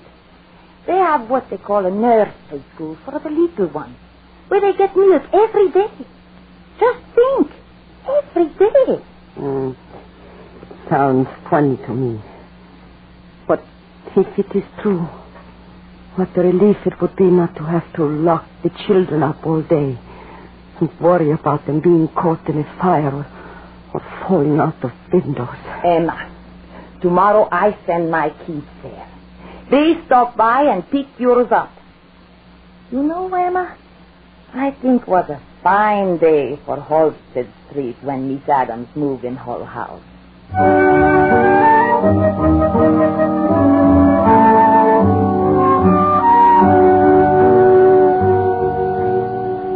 Miss Adams, the landlord, he come tonight and says we got to put our things out on the sidewalk by tomorrow morning, or he's going to put it there himself.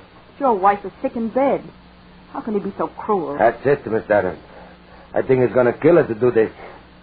Here's the money for the rent. Huh? But wait a minute before you go, Giovanni. I don't think for 1 minute that your landlord is entirely to blame. But he's going to put us out on the street. Because you didn't pay your rent. Isn't that right? But the money? Who's got the money with the little I earned? Giovanni, you had enough money to gamble last Saturday night, didn't you? Yes. You pay your rent and take care of your family. Then, Giovanni, I will feel better with myself about helping you.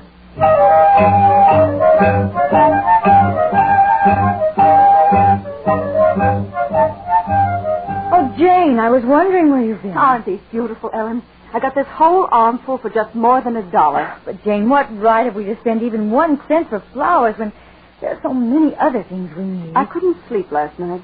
I was thinking about how to win the friendship of all the various elements in the neighborhood. These are for my Italians. You mean you're buying their friendship with an armful of flowers? And why not? If we can get them to love Hull House, then we can help them. We can't help them if they stay away. And these flowers will help to bring them. Don't you see, Ellen? The Italians around Halstead and Polk Street are sons of the soil by nature. They find the crowded indoor life of the big city, their tenements and their factories, very hard. Now, if I can win them over with flowers, then I can give them greater treasures. Knowledge and understanding of the life of our great country. Miss Adams, my Anna is arrested. Anna is a good girl, and she was going to put back the $5 she took from cash box to buy dress for church picnic. But the boss found out before she could raise the money, and he wants to send her to prison. He will help her. Miss Adams, my Mario has been in a fight. A man was killed. Mario don't mean to do this. And now, what's going to be with us, Miss Adams?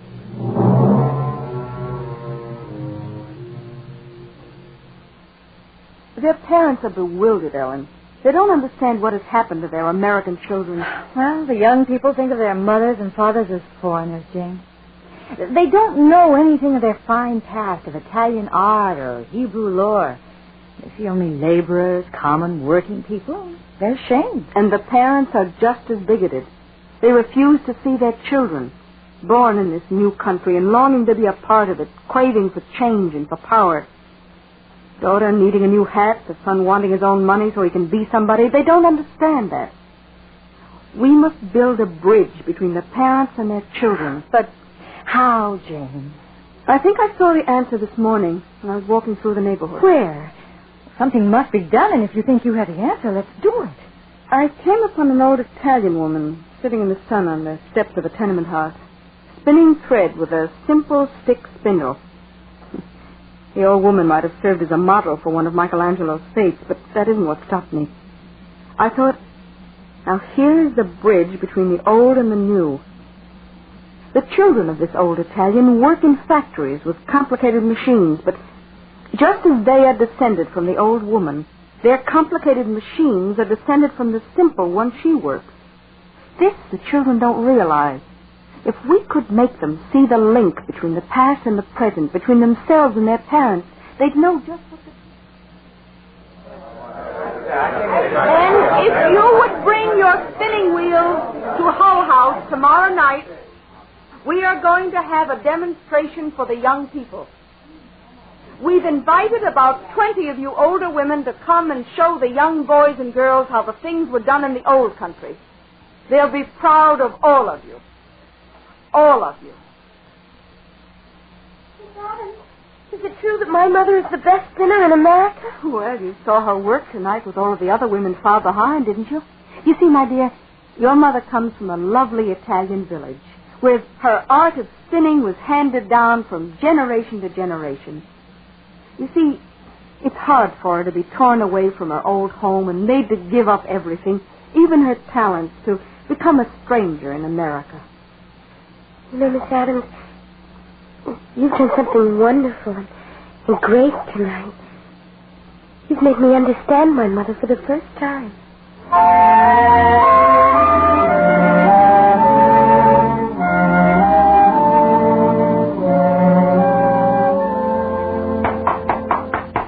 Come in.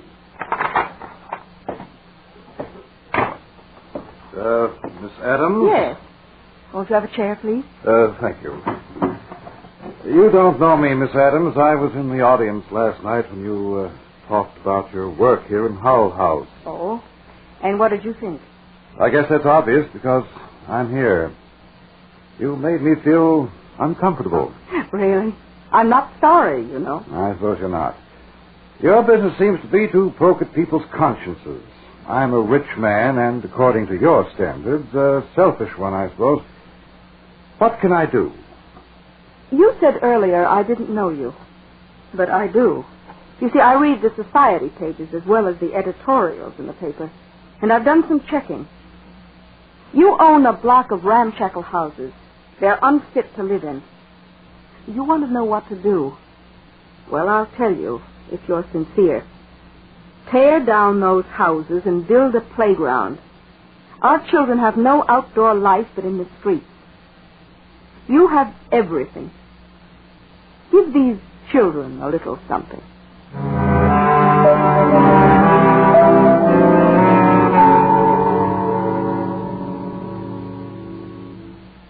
Gentlemen of the Senate, I appeal to you.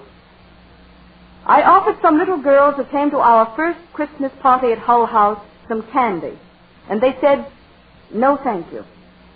You see, they work, those babies, 14 hours a day in a candy factory.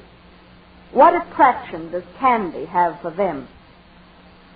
Our efforts for our children are hopeless unless we abolish child labor.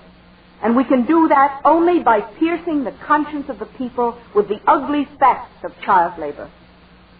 You say you represent the people. The children can't vote, but you must represent them too. This bill must pass. This bill which will give freedom to the children of Illinois.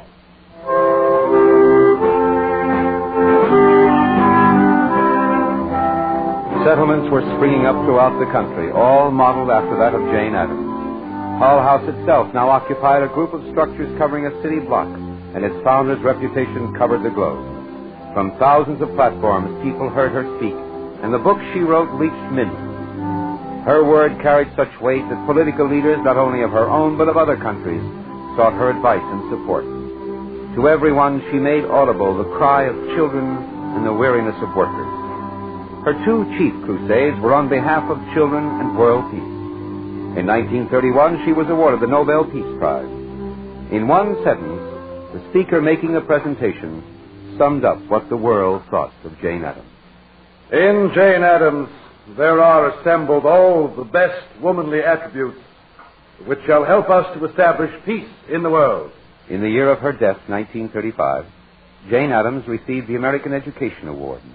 The speaker at that time said, "She has taught tolerance and peaceful community living, first at home and then in the world at large." But perhaps Jane Addams summed it up best herself when she stated her purpose in 1888. I want to throw off comfort for the privilege of being of some use in the world.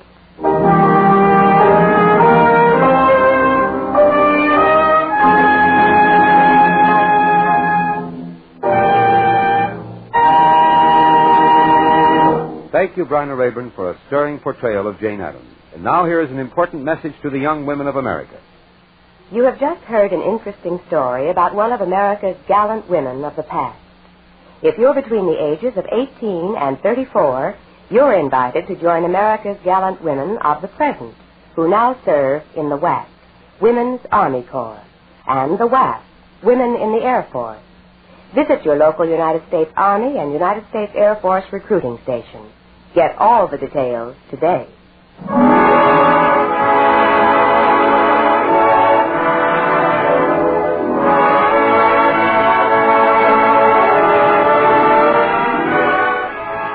This has been another program on Proudly We Hail, presented transcribed in cooperation with this station by the United States Army and United States Air Force Recruiting Service. This program featured Bryna Rayburn as Jane Addams.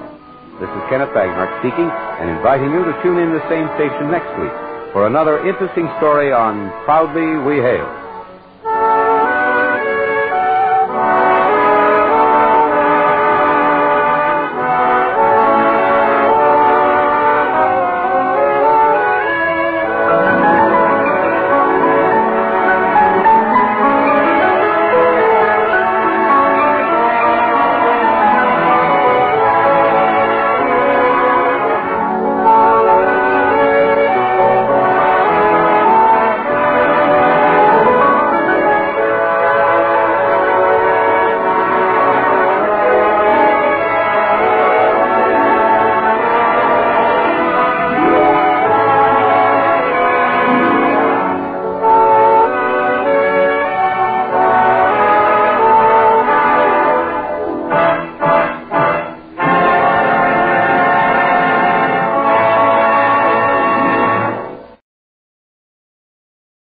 Petri Wine brings you Basil Rathbone and Nigel Bruce in the new adventures of Sherlock Holmes.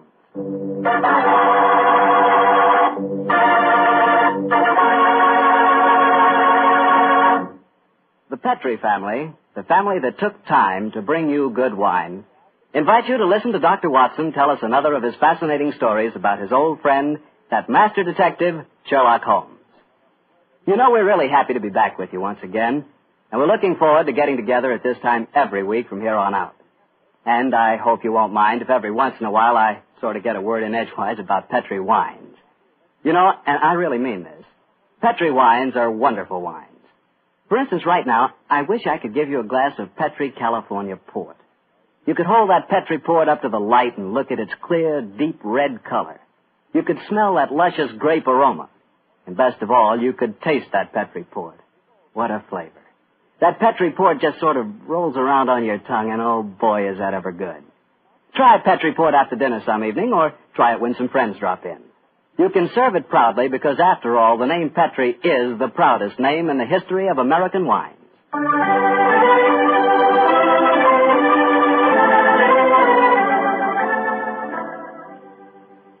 And now let's look in on our good friend Dr. Watson and see if he's expecting us. Come in, Mr. Bartell. You're just the man I've been expecting. How are you, Dr. Watson? It's good to see you again. Thank you, my boy. It's very nice to see you again, too. I've missed our Monday night visits during the last 3 months. Sit yourself down. Would you care to join me in a glass of port? Well, thanks, Doctor. That'd be nice. You know, it seems to me after our summer vacation, a toast to the great Sherlock Holmes would be in order. That's an excellent idea. Here you are, young fellow, my lad. Thanks. You propose the toast, Doctor. To Sherlock Holmes, master detective and loyal friend, whose adventures have brought considerable, shall we say, fame to a certain retired doctor now living in Northern California. I'll drink to that. Well, now, suppose I might as well get on with tonight's story. Which particular adventure have you selected, Doctor? One that I call the Limping Ghost. Sounds exciting. And, as usual, you find me saying, how did it begin? In Baker Street on a windy December evening at the turn of the century. A young, white-faced boy sat in front of our blazing fire. And as he told us his strange story, the flickering firelight danced weird patterns on the walls. The young man was Alexander McMorris, the 7th Earl of Lochnair. The Earl of Lochnair? Say, didn't I read in the papers the other day that the 8th Earl of Lochnair had been killed in an airplane accident? Quite right, my boy. Even in this day and age, the tragic history of violent death seems to dog the footsteps of the Lochnair family. But to return to my story. On that December night in 1900, we heard the whole history of the Limping Ghost of Lochnair. The first Earl had lost a foot at the Battle of Flodden Field in 1513. In spite of this terrible handicap, he fought on valiantly until he died on the battlefield from loss of blood. From then on, right until the time this story begins, the Limping Ghost, clad in a suit of armor, always appeared at Lochnair Castle before and after the death of the current Earl. Yes, Mr. Bartell, it was a strange story that Sherlock Holmes and I listened to that night. A story of death and horror over the centuries, punctuated by the limping clank of ghostly armor.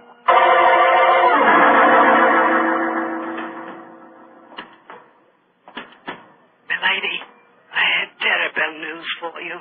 Your husband, the Earl, was killed in the explosion that destroyed Lord Darnley.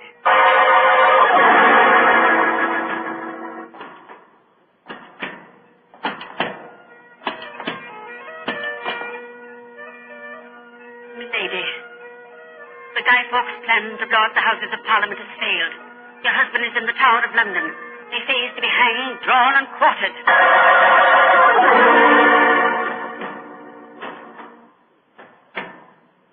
Madam, I regret to inform you that your husband, on my instructions, has been arrested for murder.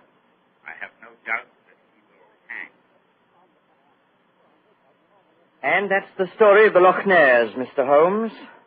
You were instrumental in sending my great-uncle to the gallows, a fate which he richly deserved, I'm told.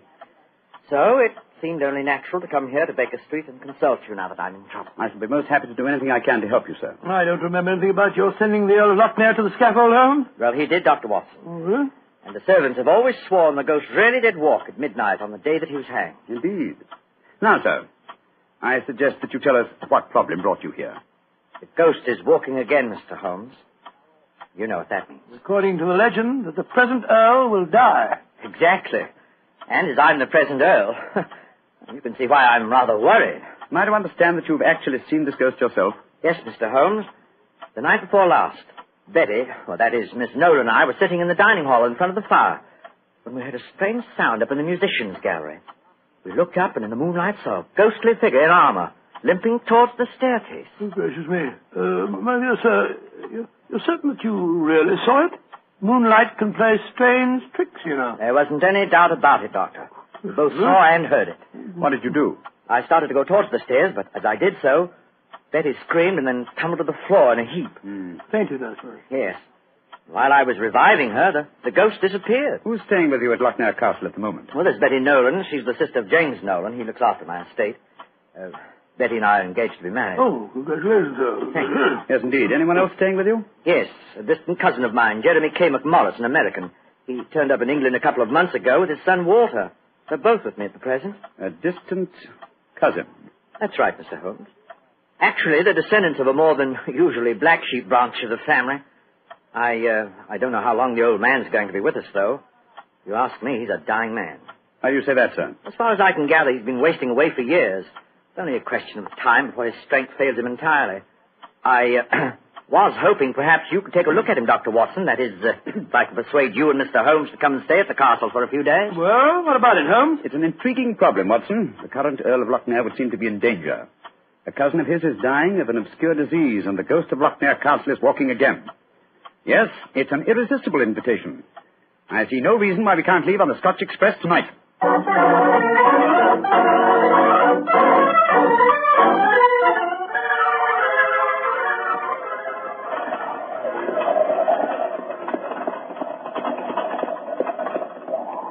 quite a heavy fall of snow here in your absence, young man. Quite so, and judging from the color of the sky, there's more to come. Very angry looking. Oh, now, as we round this bend, you'll be able to see the castle. Ah, yes. There you are, gentlemen. Magnificent. Yes, it's a fine place, all right, Doctor, though it cost me a great deal in upkeep. As a matter of fact, I only have one wing open. It's always been something of a problem to get servants to come and live here. See, the local villagers have a great respect for the Loch Ghost, you know. What servants do you have at the castle at present? Well, cook housekeeper, Mrs. McClintock, fine old lady who's been with me for 6 years now. And then there's old Tammas. He served my family for as long as I can remember. Well, as a matter of fact, there he is now. Hello, Tammas. I'm glad to see you back, my lord, and that's a fact. Oh, thank you, Tammas. Oh, these gentlemen are Mr. Sherlock Holmes, Dr. Watson. Good day to you, gentlemen. Good day, Thomas, good day. Before I take the trap round to the stables, I may as well break the news to you. Yes? What's happened, Tammas? It's your cousin, my lord. Poor old Mr. McMorris. He's dead. Died early this morning. God rest his soul. Yes. I'm very sorry that I arrived too late to be of any help. Well, thank you for telling me, Tammas. Well, you may take the trap round now. Aye, sir. I'll bring the baggage up later. So he's dead. Well, I can't say it's unexpected, but it is a shock, nevertheless. I'm sure that it must be, particularly as you yourself told us you saw the ghost of Loch the night before last. In which case... In which case, Watson, I think we may reasonably expect another visitation. Perhaps before the night is over. Shall we go in?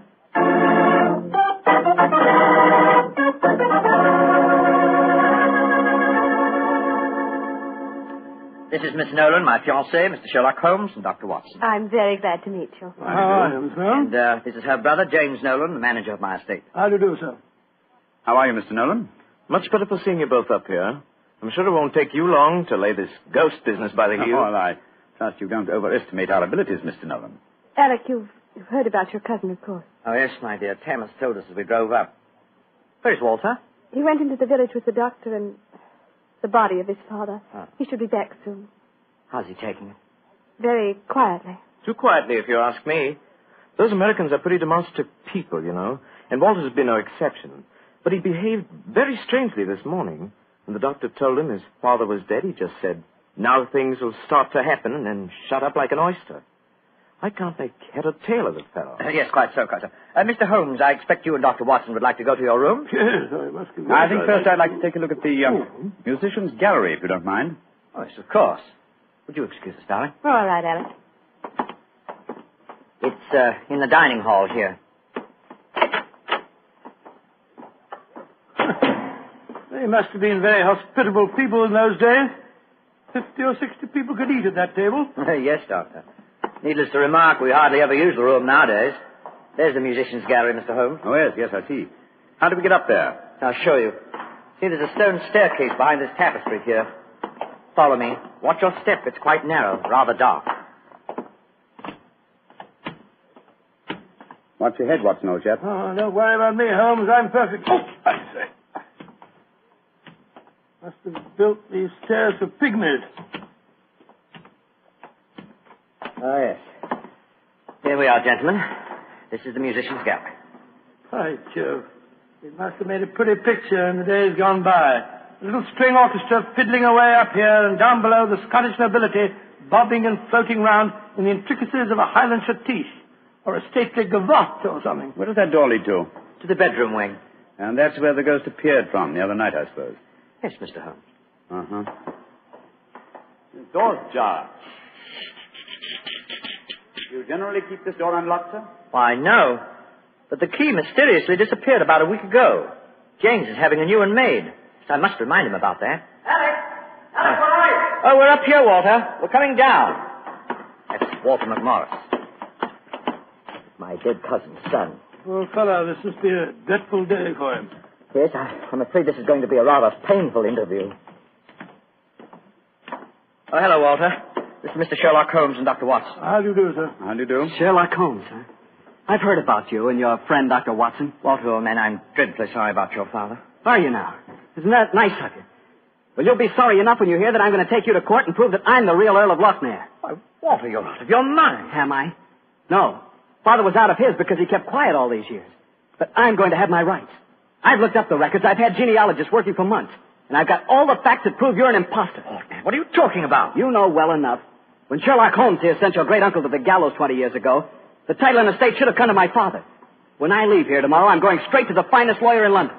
Then, if you believe this, why have you said nothing about it till now? Because I'm smart. I found out a thing or two since I've been staying here. And one of the things I found out is that your precious fiancée and her brother wouldn't look twice at you if it weren't for your money and the title. Shut up. You'll find out. She's a smart little filly, and she knows what kind of a track she's running on. You dirty... My compliments, sir. A very professional uppercut. Yes, and a very well-deserved one. Offensive scoundrel. Sorry about this. Please don't say anything in front of Betty. It'll only upset her. I quite understand. Come along, Watson. Let's go and find our rooms.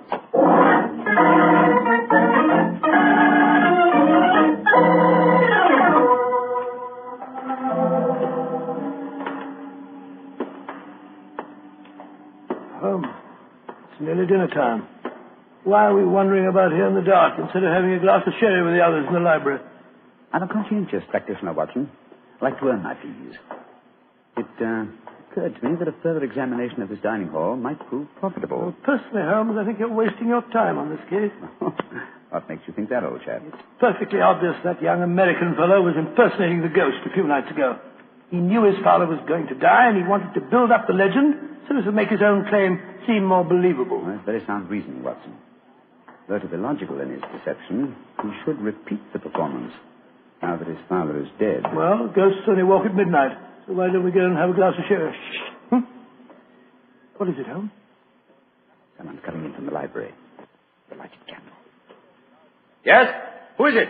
It's me, Mrs. McClintock, the hostess. Oh, gracious me, you gave me quite a start. I heard voices and I knew the candles were not alight in here, so I came in to see who it was. You're watching for the ghost, I suppose. Well, you'll no be disappointed, gentlemen, though you may see more than you bargained for. Those that meddle with ghostly things they dinna comprehend are playing with something much more dangerous than fire. Fire burns. But the shades on dead people... Holmes! Look up there in the gallery. The door's opening. It's the ghost. Aye, here he comes, the poor body. See the armor on him, and the way he's dragging one leg behind him. Yes, it's really quite an effective impersonation. And the twilight provides most appropriate lighting for his play acting, too. You mean it's the young American? Of course. Look behind him. There's another figure. Yes. Dressed in the same kind of armor and carrying a sword. The king's foot, Watson. The ghost has seen him. He's turning. The second figure's raising his sword. Look out!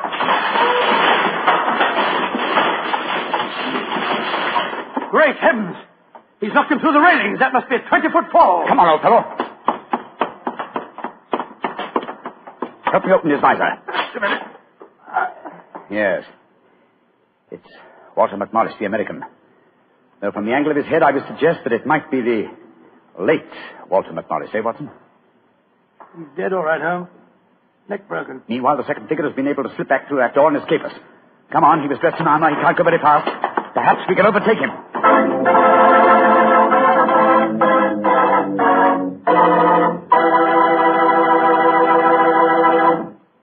Dr. Watson's story will continue in just a few seconds, which is all the time I need to tell you about Petri California Muscatel. Ever try Petri Muscatel? It's a wine that looks like sheer gold, and it's made from big, plump, juicy muscat grapes. Boy, pop one of those muscat grapes into your mouth, and you know you've got something delicious. You know that. And you get the same flavor in Petri Muscatel. It's a perfect wine to serve a lady. Women love it. And that best time to serve it is after dinner or on a Sunday afternoon, you know, times like that. But just make sure it's Petri Muscatel, because that's the way to make sure it's going to be good. Remember, Petri.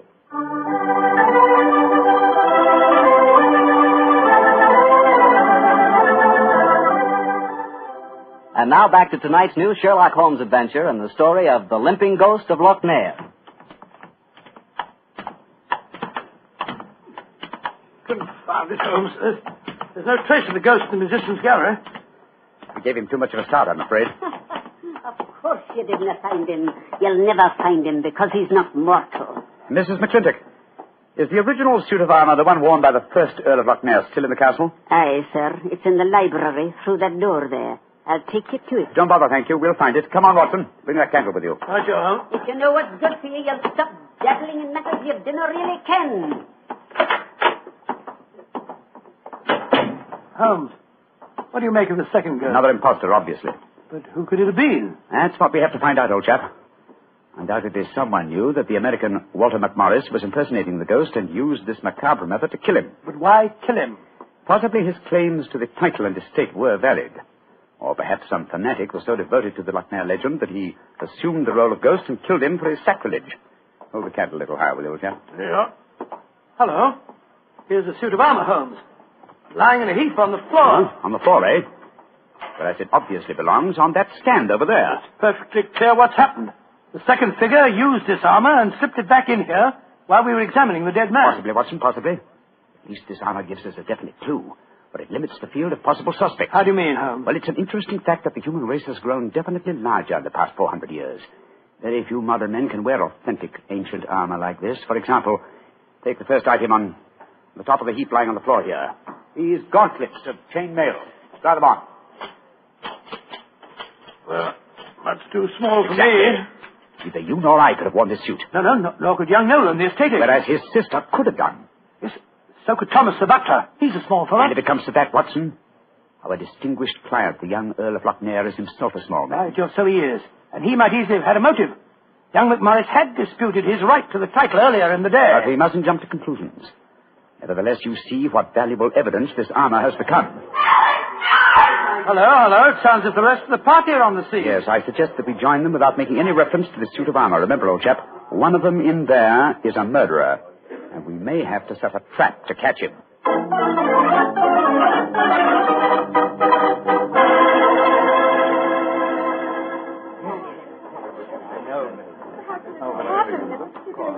Are you sure he's dead, Dr. Watson? There's no doubt about it. His neck was broken instantly by the fall. It's dreadful. Father and son both dying on the same day. And you say the real ghost came up behind him, Mr. Holmes, and struck him so they crashed through the railing up there. I said another figure dressed in armor and killed him, Mr. Nolan. It was a real ghost. I saw him with my own two eyes. He killed that man for trying to bring shame on the name of Lochnair. Shouldn't we get in touch with the police? How can I get a message to them tonight? Have you looked outside? We're almost completely snowed in. Snowed in? Oh, Alec, I'm frightened. Hush, darling. There's nothing to be afraid of anymore. No, at least we have the assurance that the ghost will not limp again. Why? Well, the murderer has no further motive for impersonating the ghost. To walk now would be to support the dead American's claims. No. We shall spend a quiet night, and tomorrow I shall communicate with the proper authorities as to my quite definite notions regarding the murderer's identity. But if the ghost should walk again, Mr. Holmes? Well, then, sir, I shall know that at last I've encountered a truly supernatural crime and shall retire from the practice of detection.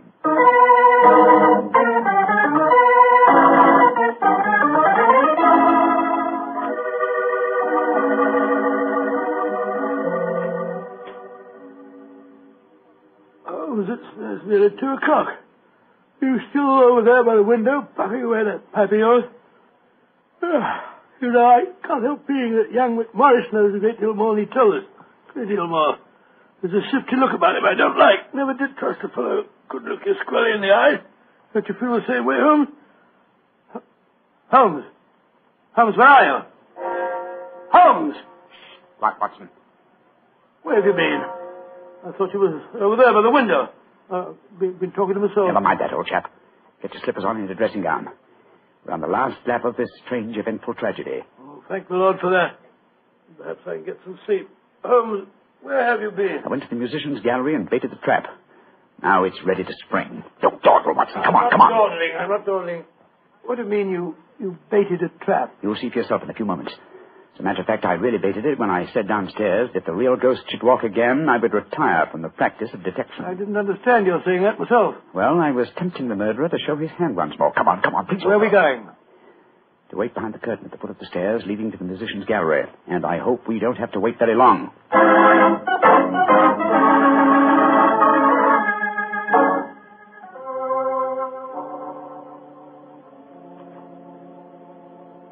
Holmes, I'm getting a crick in my neck trying to peer through this wretched curtain.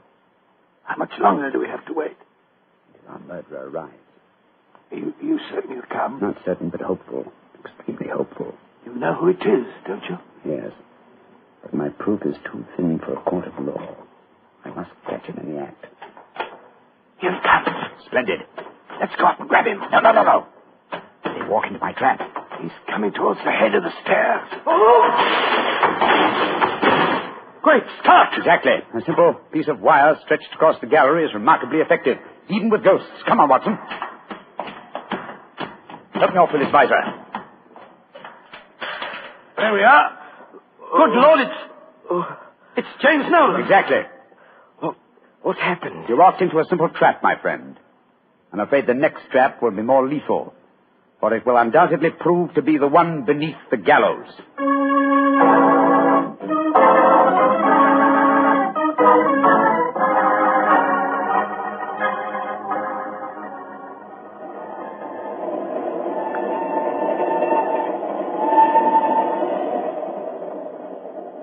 Now that we're headed back for London, Holmes, perhaps you'll settle one or two points in the case that are bothering me quite a bit. Oh, with pleasure, my dear chap. What are they? I still don't see what Nolan's motive was in murdering the American. Oh, that should be obvious. He wanted to ensure that his sister's fiancé would enjoy undisputed title to the name and estates. Well, how did you know it was Nolan? When I examined the authentic suit of armor, you see, it was obvious it had never been worn. But I still don't quite understand. Oh, come now, old chap. The suit of armor was in a heap on the floor. Yeah? And if it had been hastily discarded, and yet, the gauntlets were on top of the pile, you remember? That's right, they were. If the suit had really been worn, the gauntlets would have been the first things to have been taken off, and so would have been underneath the pile. Obviously, therefore, the armor had been disarranged in order to make people believe the real ghost had walked. After the American's death, the suspects were four: Miss Nolan, her brother, Thomas, the butler, and the Earl himself. Well, I ruled out Mrs. McClintock because, you remember, she was standing behind us at the time of the murder. Well, I'm beginning to understand. All the suspects except Nolan were small enough to have worn the armor. That's right. Therefore, only he could have pretended to use it. Pretended? But he did use it. Oh, no, my dear fellow. Undoubtedly, he procured a similar one of modern manufacture. An amazing case, Holmes. An interesting one, at any rate. And once again, old fellow, I'm possibly reminded of an old Scottish litany. Scottish litany? Which one's that? Oh, you remember it. From ghoulies and ghosties and long-legged beasties and things that go bump in the night. Good Lord deliver us.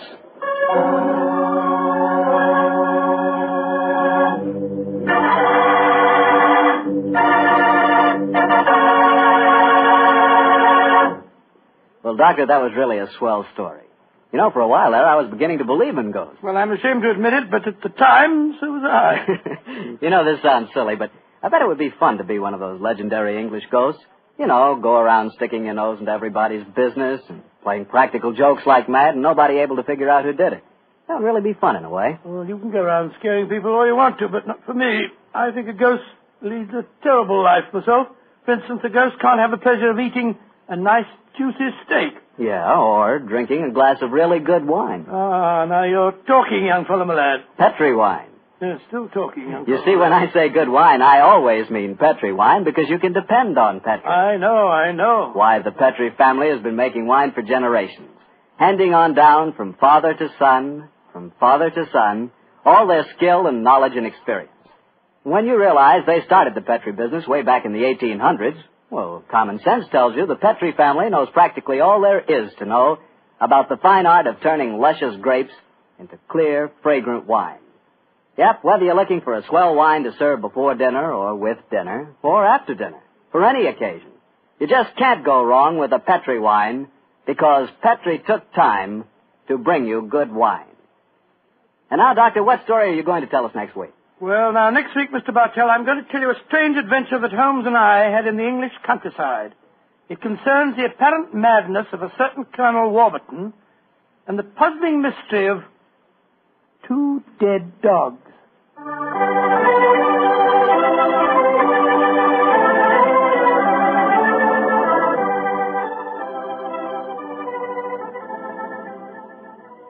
Tonight's Sherlock Holmes adventure is written by Dennis Green and Anthony Boucher and is based on an incident in the Sir Arthur Conan Doyle story, The Crooked Man. Mr. Rathbone appears through the courtesy of Metro-Goldwyn-Mayer, and Mr. Bruce through the courtesy of Universal Pictures, where they are now starring in the Sherlock Holmes series.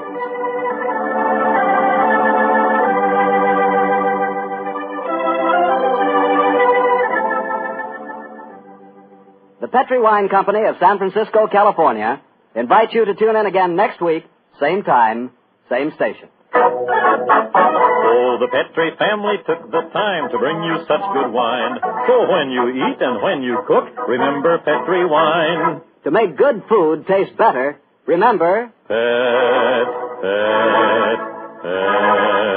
Petri wine.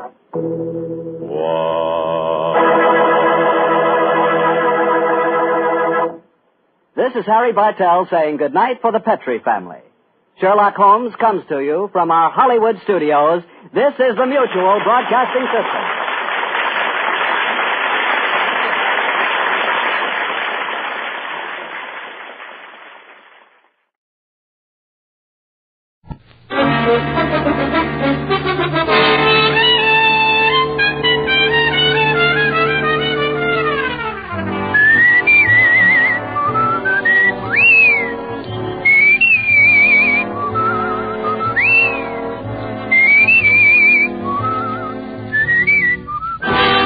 Dick Powell as Richard Diamond, private detective.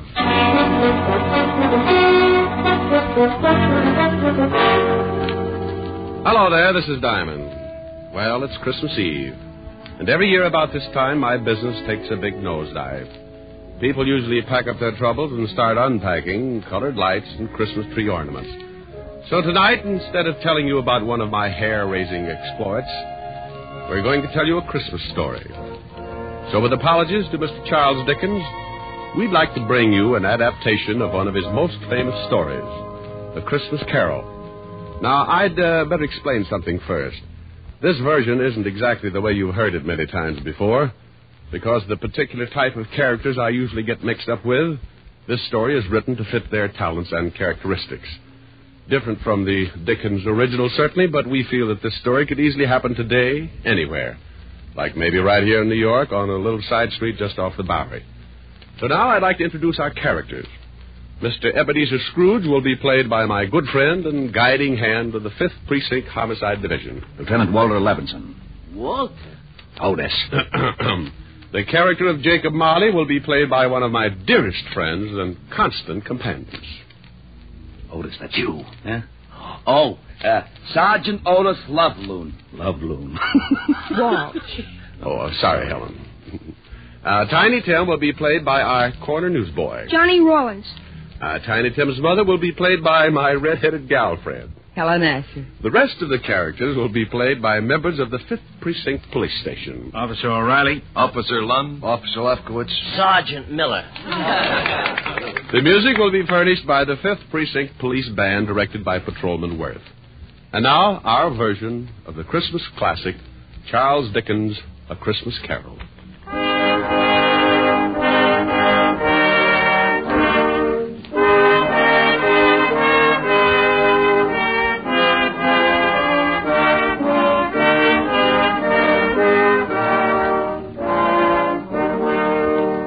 Once upon a time, there was a nasty old guy named Ebenezer Scrooge. He was nasty, all right. He didn't like anything, except maybe all the dough he could get his hands on. Scrooge had a little business that he started with his partner, Jacob Marley. The outfit was known as Scrooge and Marley Loan Company. But one day, poor old Marley just up and keeled over. So the boys along the big street gave him a nice funeral, and old Scrooge took over the business.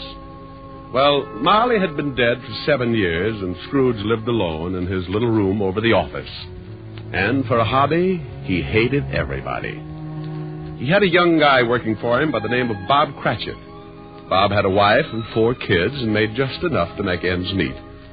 Scrooge used to ride him all the time. When it got so cold the polar bears complained, Cratchit would turn on the little heater, and Scrooge would say, Cratchit, what do you think you're doing? Turning on the heat, that's what I'm doing. My fingers look like popsicles. Well, I don't care if they come in 6 delicious flavors. Every time you turn on that heater, it costs me money. Business is not good, so get back to your work and turn off the heat. Oh, now look, Mr. Scrooge, I'm freezing. Now, this pen ain't guaranteed to ride under ice. I tell you once more, get back to your work. Okay, Mr. Scrooge. I don't know why you worry about business. Why not just put up a sign, turn the joint into a skating rink?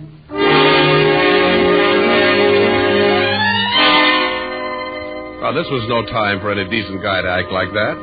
It was Christmas Eve. Along about 5 o'clock, into the office came Scrooge's nephew, Fred. Well, Merry Christmas, Bob. Oh, Merry Christmas, Fred. You get back to your work, Cratchit. Okay. Yeah. Well, Merry Christmas, Uncle. Oh, swell. Merry Christmas.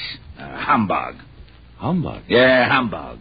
My old man didn't like Christmas, and that's what he used to say. Humbug. Okay, humbug. But it's still Christmas, and I don't see where you get off not liking it. This is supposed to be the time everybody gets with it. Everything stops. That ain't much good, and you put your arm around the next guy, you tell him Merry Christmas. I'll put my arm around you with a hammer on the end of it if you don't lay off that goodwill stuff. Look, what's with you? What have you got against Christmas? You show me a way to make $100 every Christmas, and I'll fall in love with it. Every time the holidays roll around, nobody pays their bills, and they all run around like they own the Chrysler Building. Look at you. $60 a week, and you're coming on like Rockefeller. Well, sure, I make a lousy $60, but it ain't easy. But once a year, something happens with everybody in this big world. Well, nearly everybody. Because this is a day that somebody else started to make things right for us, and he had a really tough time doing it. It's more than just remembering. It's feeling. It's all around you. Christmas has got to be merry. Don't you get it? You want me to be merry? Well, sure. Then go get some of these joyous clients of mine to pay off their loans. The missus asked me to invite you over for dinner tomorrow. Now, don't hold your breath. Okay. Merry Christmas, Bob. Merry Christmas, Fred. Merry Christmas, Uncle. Merry Christmas. Merry Christmas. Humbug.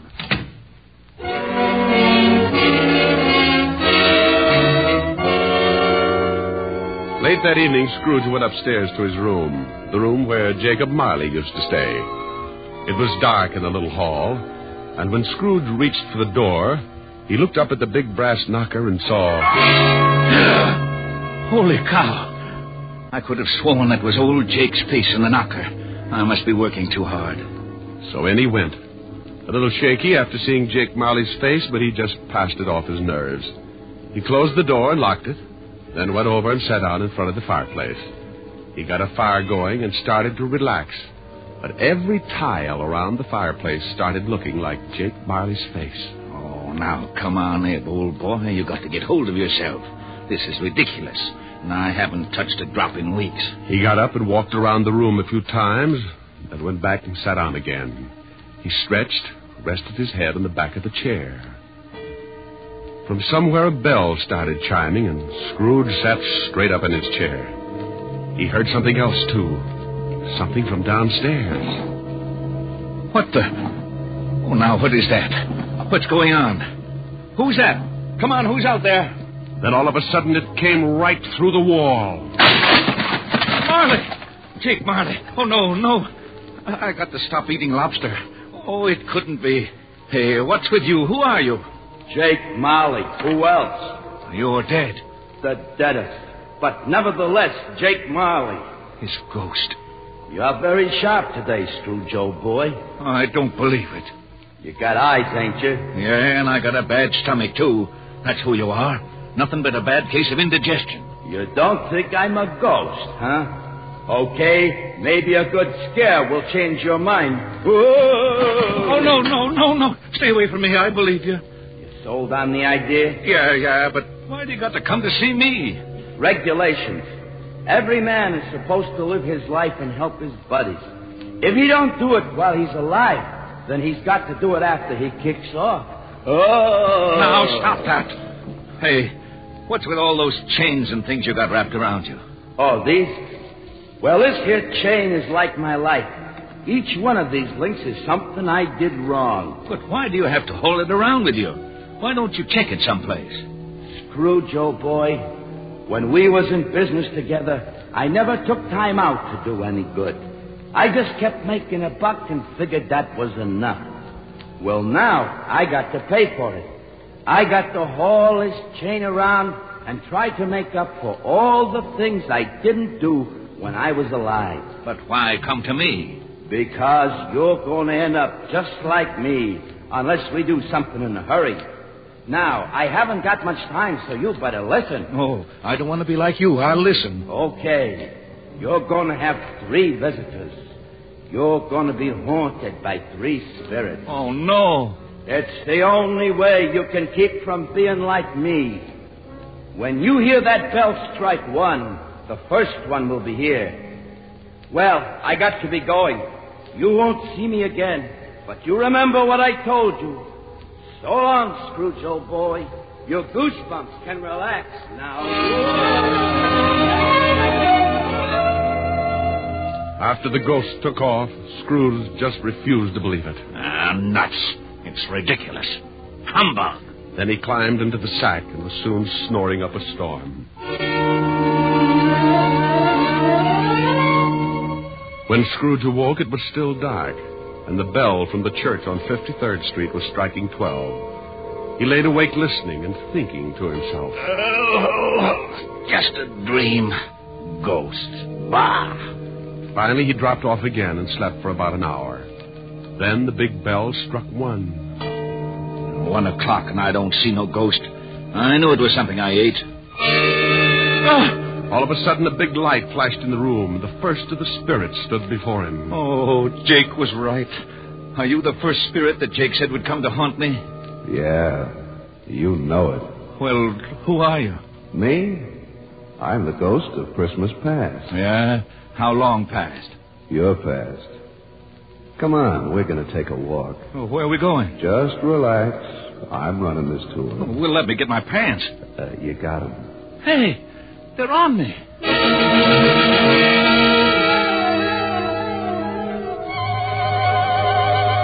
With that, the ghost of Christmas past grabbed Scrooge by the hand, and they both flew out of the window. Scrooge nearly lost his upper plate. But before he could yell for help, he was standing in front of a dirty, ramshackle old tenement building. You know where you are? Sure, I know where I am. This is where I was brought up. Even the garbage cans are the same. You had a pretty tough time when you were a kid, didn't you? The toughest. I wasn't very big, and the rest of the kids in the neighborhood were. I had more black eyes than a crow. You want to go in? What for? To see your folks. My folks died a long time ago. They're in there now. Come on. Well, the ghost took old Scrooge into the building and showed him a Christmas years past, when he was a child with his family. Lord, it was tough living in 2 little rooms like that, but Scrooge remembered how wonderful it really was. What's the matter, Scrooge? Huh? Oh, got something in my eye. You were pretty lonely when your folks when they... Yeah. You know, there was a young kid that came around earlier this evening and sang some carols. I wish... Yeah, what do you wish? Oh, nothing.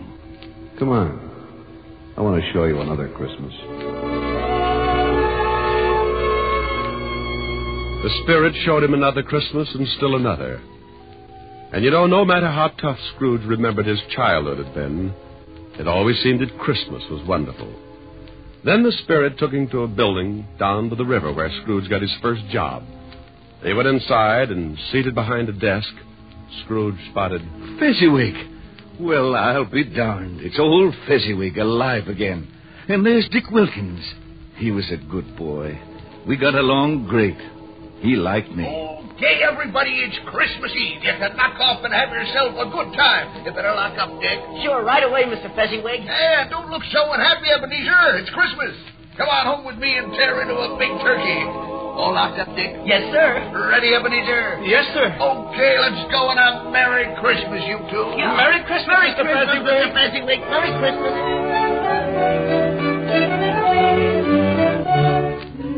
Then the spirit took Scrooge over to Fezziwig's house, and they saw the wonderful party that Mrs. Fezziwig had gotten together. Scrooge watched and remembered, and the spirit said... Wasn't Fezziwig a stupid, sentimental old goat? Oh, yeah? Well, let me tell you something. He was a great guy, he was. You know... What, Scrooge? I was just thinking about Bob Cratchit, who works for me. I was thinking I'd like to do something for him. You know he's got a wife and 4 kids? Is that right? Yeah, 4 kids. Come on, I've seen enough. Okay, but you gotta see these things if you want to get squared away. And believe me, brother, you need squaring away. Let's go home, Scrooge. Before he knew it, Scrooge was back in his little room, and the spirit was gone. Scrooge was pretty beat, and he climbed into bed and dropped into a heavy sleep.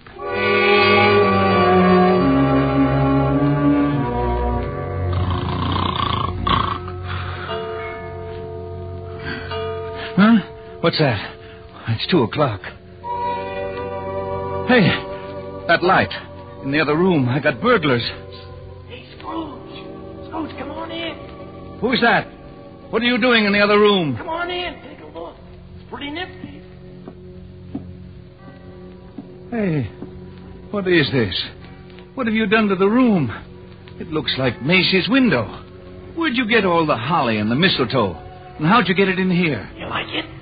Oh, for Pete's sake, a Christmas tree.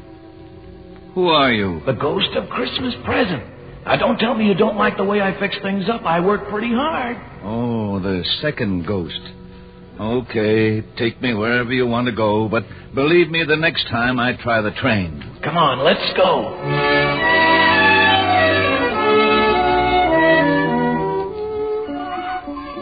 Now, what do you see? Oh, I see bright colored lights. People having a lot of fun. Kids on sleighs. See that building over there, the one with the big wreath on the front door? I got 2020. That's where Bob Cratchit lives. He works for me. Hey, look, there's Bob now. Yes, going into the house. Up all those stairs to the 5th floor. And he's got his little boy on his back. Tiny Tim. Yeah, got polio last summer. Pretty sick little boy. I know. Bob said he'd need a lot of care if he was ever going to walk again. Let's take a peek. Hi. Hello, honey. You and Tim have a good time? Best. Didn't we, Tim? Yeah, Dad. We watched all the kids on the block on their sleds. Mom, will I ever be able to ride a sled? Of course, Tim. Won't he, dear? Sure thing, Roughneck. Next Christmas you'll be out there doing belly whoppers with the rest of them. Dad, what's the matter? Your eyes are all wet. Nothing, Tim. I just got some snow in them. Want some dinner, Tim? Oh, Mom, stew for Christmas? I'm sorry, Tim. Oh, that's okay, Mom. I like stew. Bob, will you please say grace? Can I say something first, Mom? Of course, Tim. What would you like to say? God bless us. Everyone.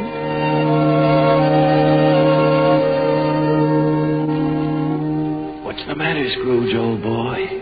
Got some snow in your eyes, too? Tell me something. Sure, if I can. What about Tiny Tim? Oh, can't say for sure. But if his old man makes enough money next year to get the right doctors, little Tim will get along just fine. But times are tough, aren't they, Scrooge? Yeah. Now the spirit of Christmas present took Scrooge to many places and showed him a lot of happiness and a lot of misery. And finally, back to his little room, and the spirit was gone. Oh, I don't know whether I can take much more of this.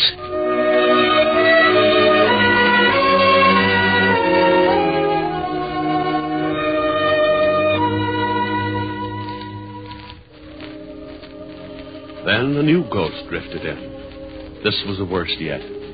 He was really done up for haunting. He was all dressed in black with one arm sticking out and pointing right at poor old Scrooge. This was the last one of the spirits.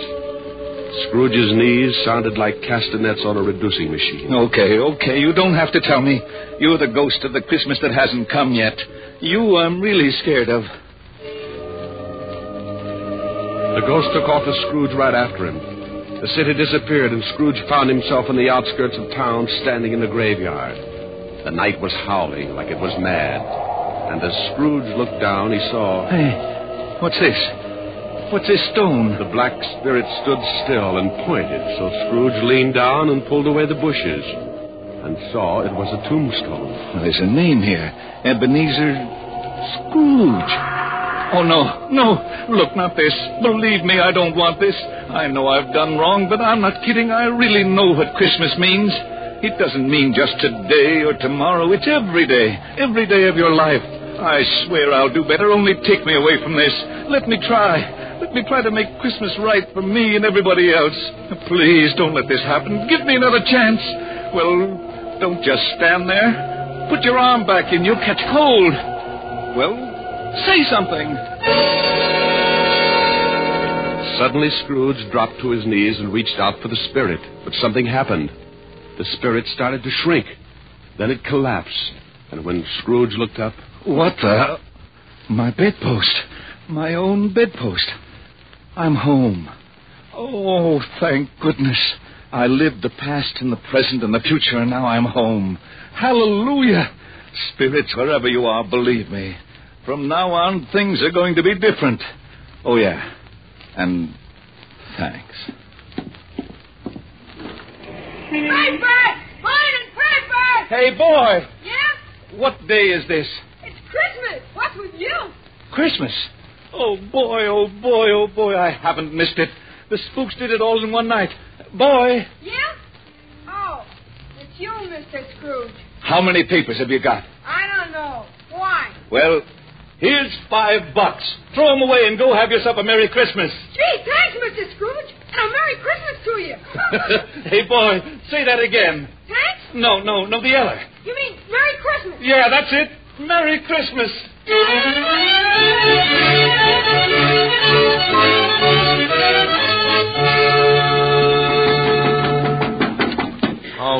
Okay, I'm coming. What's the matter with you? Can't you see the store's closed? Look, mister, this is... Ebenezer Scrooge. Merry Christmas, Barney. Huh? Hey, you been drinking? Not a drop. Well, what's the matter with you? Ain't you going to wish me a Merry Christmas? Wish? Sure. Come on in.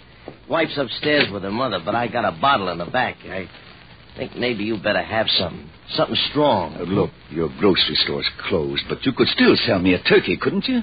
Well, I don't know. Oh, you got a couple? They'll just go to waste. Well, what do you want a turkey for? You've been eating at the automat every Christmas for the last 7 years. Oh, it's not for me. But nevertheless, I have been invited to my nephew Fred's house for a Christmas dinner. Well, then who's the bird for? Bob Cratchit. You know, the young guy that works for me. Oh, yeah. How much you going to charge him? Here's $20. That ought to be enough for the bird. No. It ain't worth that much. You sure you ain't been into something? Well, if it's too much, give the rest to your kid and have him deliver the turkey to Cratchit's house. Huh? Here's the address, and don't tell Cratchit who sent the thing, okay? Okay. Merry Christmas, Barney. Yeah. Merry Christmas.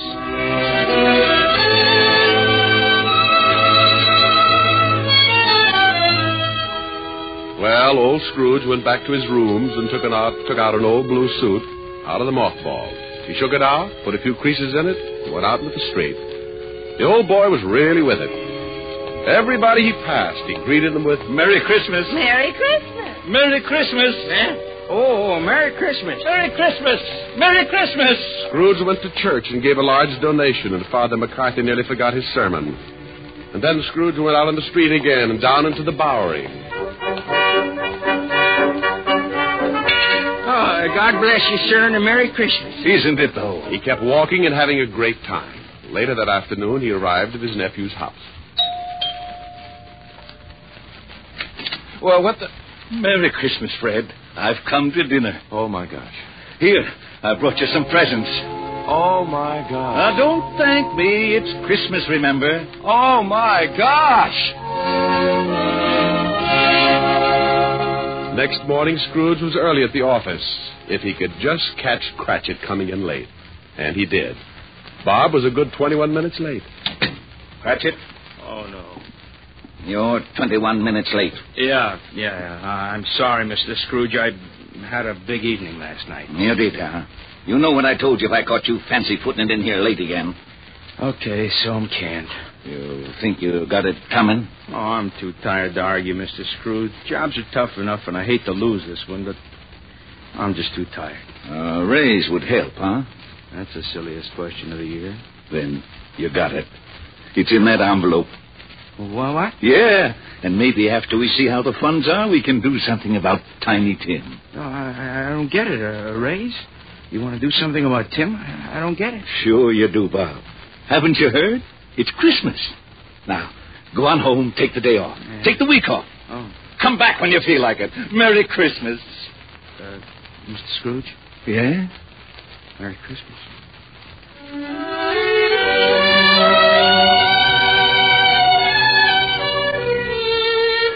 And Scrooge really did it. He was as good as his word, better even. He made it the merriest Christmas ever. And later, things got better, and he took care of Tiny Tim. And sure enough, Tim was out on his sled the next Christmas doing belly whoppers with the best of them. Every Christmas thereafter, all along the big street, it was said, if anyone knew how to make Christmas merry, old Ebenezer Scrooge was that one. And I hope that can really be said about all of us, just like Tiny Tim said. God bless us, everyone. That's right, Tim. God bless us, everyone. Merry Christmas. God bless everyone.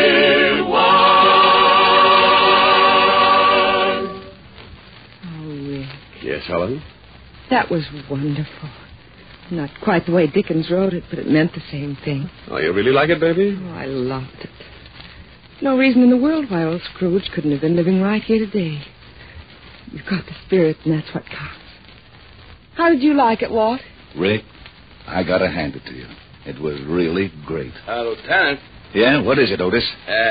How'd I do in the play? You were magnificent, Sergeant. You know, I'll bet if I studied for a couple of weeks, I'd get me a part on Broadway. To be or not to be? That's the question. Oh, no. Now, Walt, leave him alone. Oh, sure. Monsieur Otis. Huh? Wouldst thou accompany me over to the punch bowl for a short flagon of nectar? Sure, I would. See you later, Helen. Rick? Yeah. Come on, Barrymore. Let's see if the punch bowl fits your head. Oh, aren't they lovely? You want something to eat? Hey, wait a minute. What's the matter? Listen. They're out here by this window. Come on, let's go listen. Yuletide carol, fa la la la la la la la. See the blazing Yule before us, fa la la la la la la la. Strike the harp and join the chorus, fa la la la la la la la. Follow me in merry measure, fa la la la la la la la. While I tell of Yuletide treasure, fa la la la la la la la. Oh, wasn't that wonderful, Rick? It sure was. Rick, sing something with them. Oh, no, honey, I don't want to loss a piano. Please, Rick, come on. All right. I tell you what I'll do. Everybody usually sings Christmas songs about snow. I'm going to sing one about sunshine. It's called Melikalikimaka. Melikalikimaka? Well, it means Merry Christmas in Hawaiian. In Hawaii? Sure. It's a brand new song. They love it over there, and we'll love it here.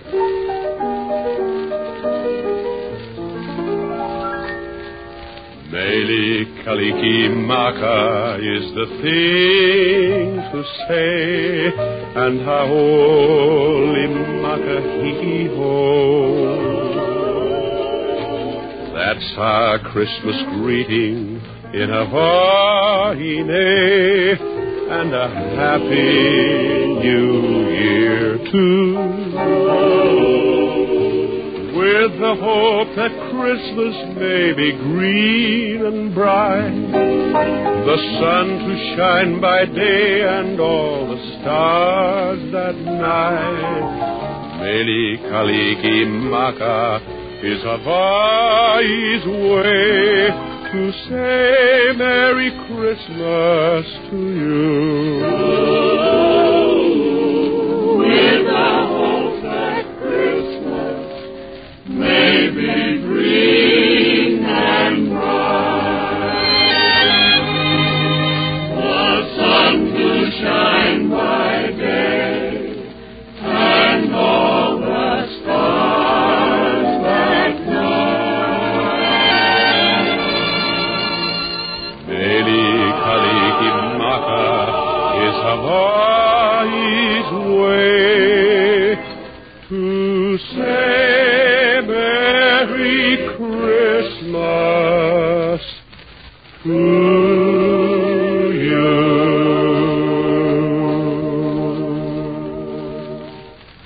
Rick. Mm-hmm. Merry Christmas. Yes. And a Merry Christmas to everybody. Oh, come on, ye faithful, joyful and triumphant. Oh, come ye to Bethlehem.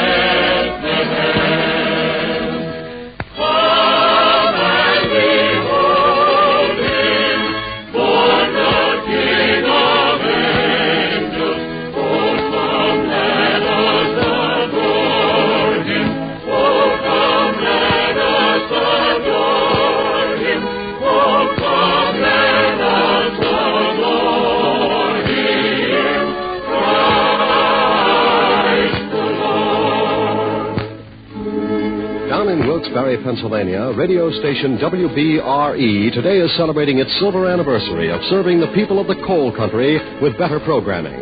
From all of us in Hollywood, congratulations to NBC affiliate WBRE on 25 years of broadcasting and best wishes for another 25. Dick Powell as Richard Diamond, private detective, will return to the air at a new day and time, Sunday, January 15th.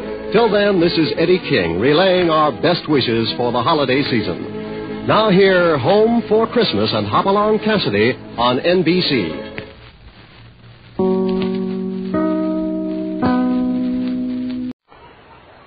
The National Broadcasting Company presents The Adventures of Sam Spade, Detective.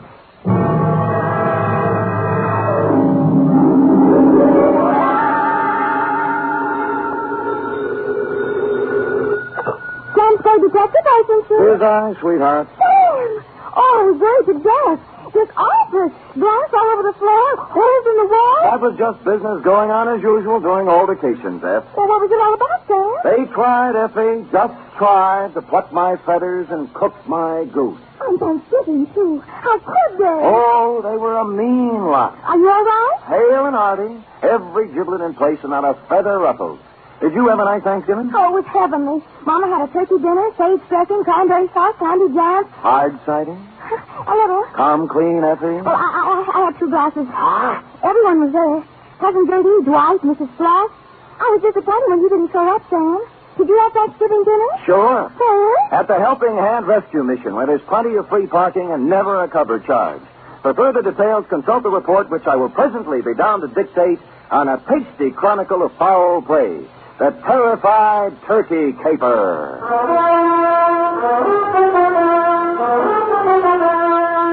For NBC, William Spear, radio's outstanding producer-director of mystery and crime drama, brings you the greatest private detective of them all in The Adventures of Sam Spade.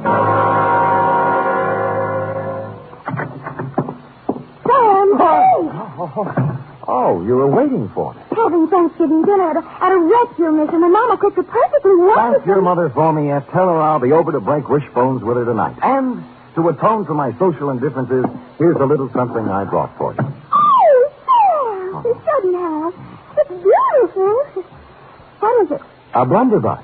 A blunder what? Bus, as in step to the rear of. Oh. Well, what does it do? Shoots, Eph. It's a gun. Our founding fathers used it in foraging for feathered food when they settled this abundant continent. And it's mine. To do with what you will. Where did you get it? Pencil boy? Yes, Sam. Who gave it to Pad me? open? Oh, yes, but I don't know. Knees crossed? Did you mean the founding fathers? Don't peek. Date November 24th, 1950. To Detective Lieutenant I.C. Kelsey, Homicide Detail, San Francisco Police. From Samuel Spade, license number 137596. Subject, Turkey. Dear Kelsey, this was a big week for the cranberry pickers, the butchers, the sage makers, and the stomach pill people. But for private detectives, it was strictly from hunger. My office door opened only twice a day, once to let me in and once to let me out.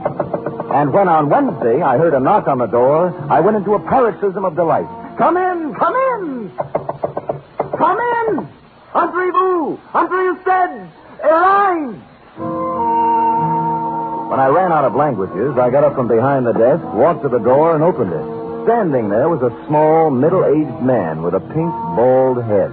His blue serge suit needed pressing, and he was nervously fingering a strawberry birthmark under his left ear. Mr. Samuel Spade? I am. May I have a moment? You may have several, but not in the corridor. It's not in my lease. Oh, I'll come in. Good.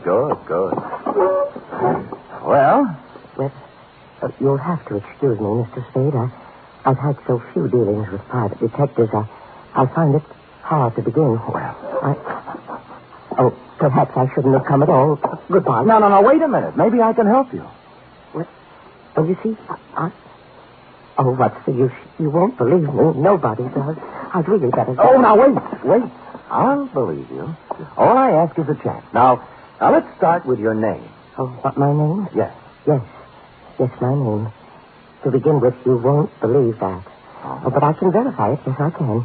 It's on the registration book of the Old Colony Hotel, in the 1943 phone book, And on my old driver's license? Well, I'll have to know it before I can verify it. Yes, of course you will. It's Tom. Well, now that's not so hard to believe. Oh, you haven't heard the rest of it. It's Tom Turkey. You see, I told you wouldn't believe it. I'd better go. No, let me be the first to believe you. Now, Mr. Tom, what's your problem? Oh, dear. Dear, that's even harder to explain. Well, now that I don't believe. But take a breath and jump into it. Yes.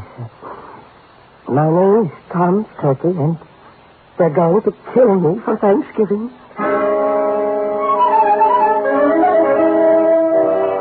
Well, I had asked for it, and I had gotten it. And I sat back wondering who had gone to all the trouble to play this funny joke on me.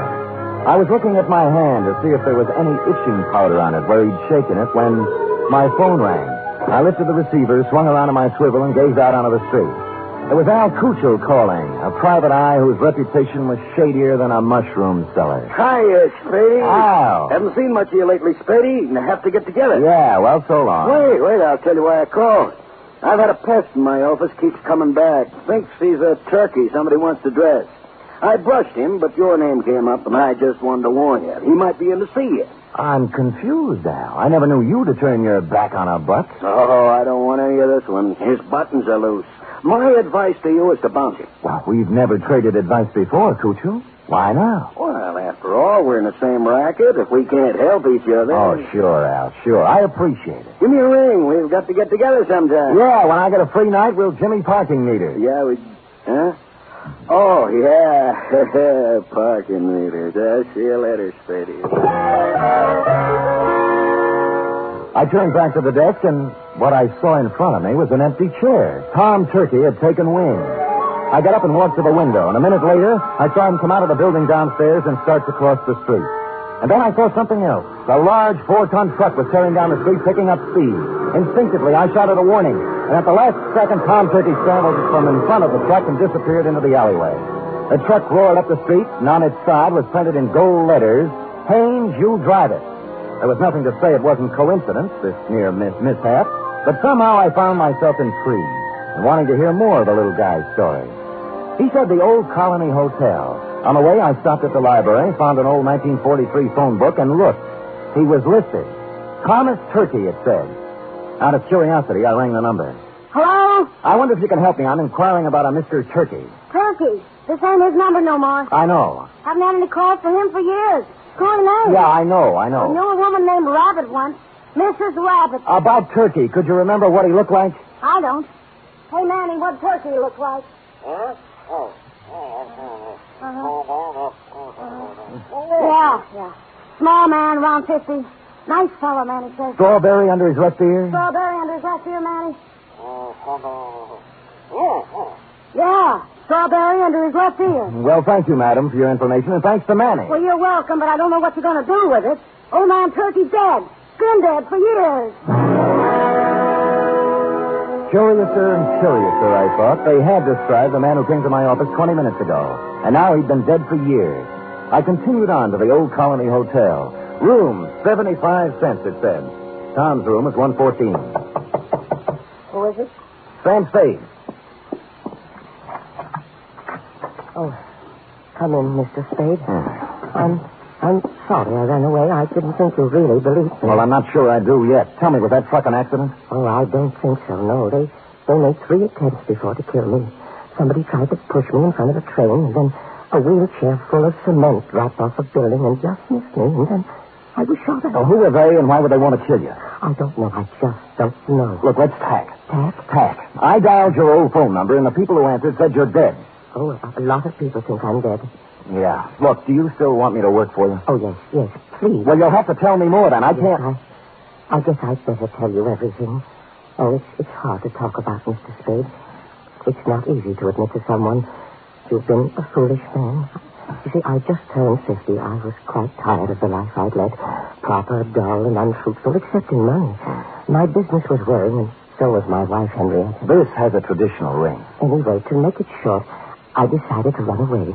One day I drove to work. I parked my car in the middle of the Bay Bridge where the suicide note left us and disappeared. Where did you go? Oh, all over the world. I took a job on a boat. I did.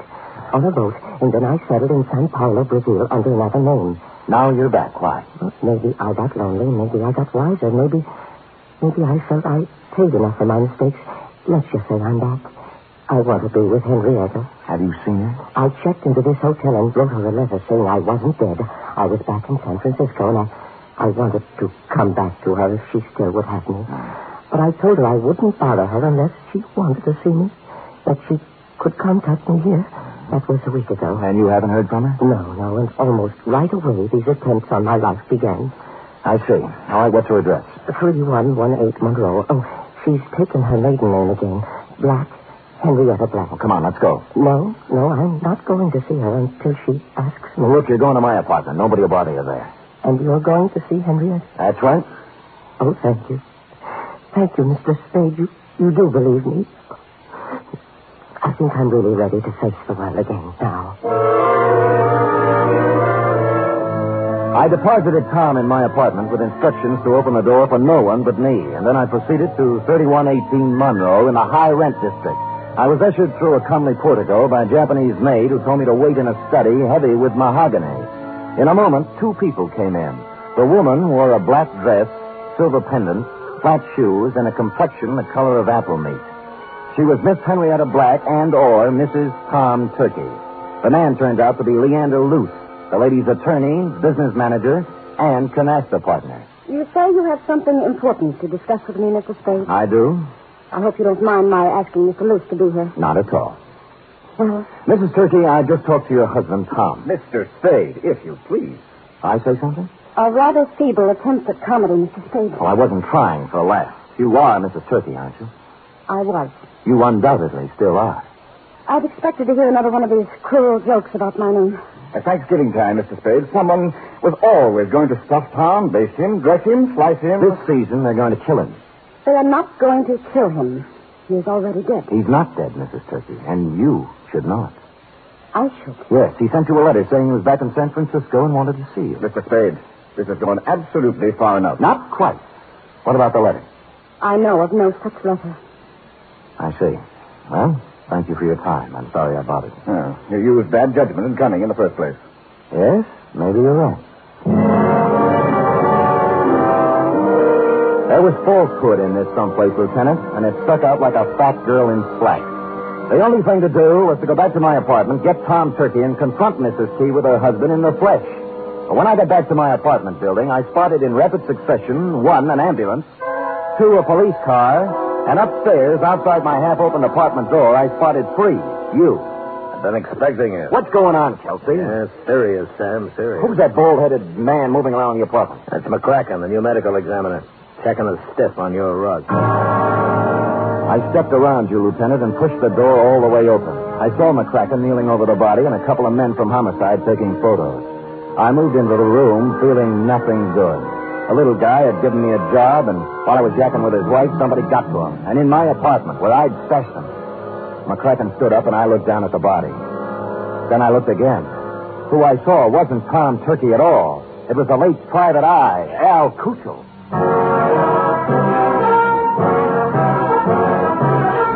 You are listening to the weekly adventure of radio's most famous detective, Sam Spade.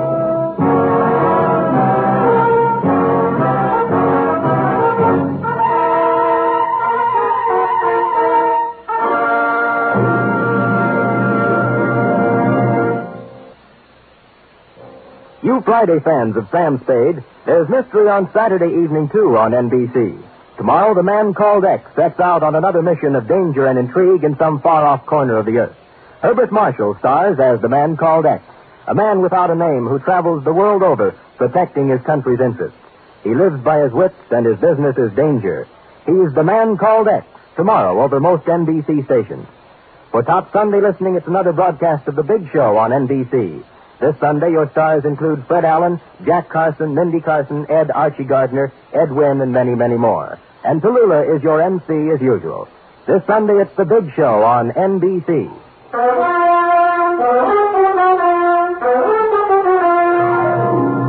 And And now back to the terrified turkey caper, tonight's adventure with Sam Spade.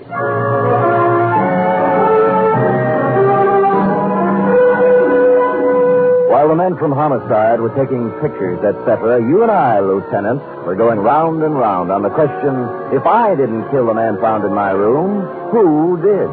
And you were sufficiently impressed with my insult, Kelsey, not to hold me for the murder. We bowed to each other, and I left. Thinking back to the truck that had almost run Turkey down, I went to the Haynes U Drive truck rental garage.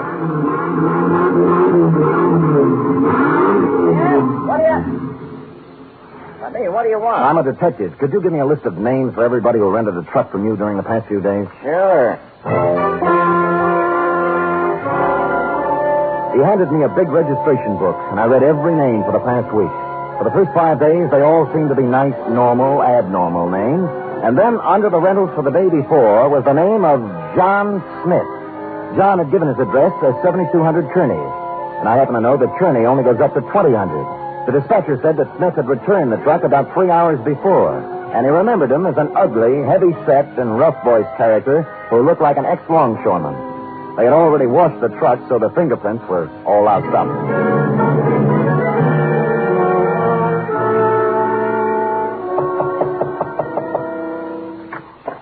Well, it's Mr. Spade again. Look, I'd like to speak with Miss Black, if you don't mind. Come in. Come in. Thank you. This way, into the den. Right. Well, I was sure you'd look into this affair a little more and realize that it was just a blind alley, a hoax of some kind. Where's Miss Black? Oh, she's upstairs, lying down. The whole affair has upset her, and she asked not to be disturbed. I think the wisest course of action for you, Mr. Spade, is just to let the matter drop. You can't let a murder just drop, Mr. Lewis. The police wouldn't hear of it. Huh? Murder? Who? An unfrocked private detective named Al Cuccio. Well, what does this have to do with Henrietta Black? Al Cuccio called me earlier today and said that Tom Turkey was a crackpot, a little man with delusions. He tried to talk me off taking his case. He sounds like a perceiving man. Well, he didn't perceive ending up in my apartment with a bullet in his head. Oh, that's too bad, but I still don't I left Tom Turkey in my apartment for safekeeping, and when I returned, he was gone and Cuccio was dead. Well, that explains itself, obviously. This detective knew that Tom Turkey was a phony, and Turkey killed him. It can figure that way, and a number of other ways. Mr. Spade, I have no desire to sit here trading subtleties with you. As yet, no one has demonstrated that the real Tom Turkey actually exists, alive. Now, until you do have something more concrete and less mythological, Miss Black requests that you do not come around opening up old wounds. You've made an eloquent point. Just tell me one thing. If I can. When did Tom Turkey disappear? I mean, what month, what day? It was, 1943, November. But I'm not sure of the exact day. I think it was in the third week. Could it have been on Thanksgiving? Very possibly, very possibly. I returned thoughtfully to my office and did a little rapid mental arithmetic and came up with the number 7. From November 23rd, 1943 to November 23rd, 1950 was 7 years to the day. And I pondered this. What did the number 7 mean to the life or death of Tom Turkey? I had just hit upon the answer and was crying Eureka when my office door opened, unlocked, and a visitor came in unannounced. He was ugly, heavy-set, and looked like an ex-longshoreman. I waited to see if the voice checked. You, Spade? Who shall I say is calling? Yeah, Captain John Smith. And here's my calling card. The first bullet grazed my shoulder and tore the padding out of my coat. The second bullet hit the water cooler and it crashed over, water and all on top of me. Where the third bullet hit, I wasn't sure at the time because darkness came rushing through my head like a freight.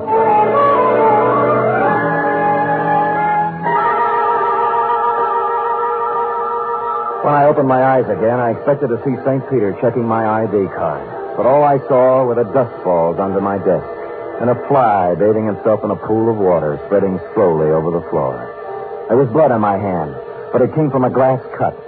I was in shambles, but alive. Captain John Smith had shoved off, obviously thinking his bullets had done their work.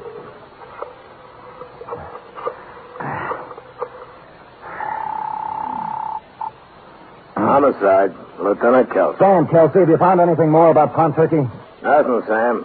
Frankly, I'm beginning to wonder if there is such a guy. Well, clever, Kelsey. A few minutes ago, a gorilla by the name, believe it or not, of Captain John Smith just tried to kill me in my office. Oh, Oh, go on, Sam. I find it hard to think. You find it hard to think, period. Really, Sam? Did you get him? No, but my office is a wreck, and there's a hole blasted in my wall big enough to put a basketball in. Well, what did he use, a bazooka? I figured dum-dum bullets. Dum-dum? Well, that's illegal, ain't it? Kelsey, doesn't it strike you as significant that every attempt on Turkey's life has been vicious, as if someone not only wanted to kill him, but also mutilate him? Yeah, now that you mention it. Somebody probably wanted to make identification difficult. Even dead, they didn't want anybody to know who he was. Now, listen carefully, Kelsey. This is real deep. Tom Turkey disappeared on Thanksgiving of 1943. A person has to be missing 7 years before he can be legally dead and his insurance collected. Now, if someone had Turkey insured, they could collect the day after this Thanksgiving, if Turkey didn't show up before. You mean somebody's trying to kill him for the insurance? I would say so, Kelsey. I would say so. Now, hurry up and find him.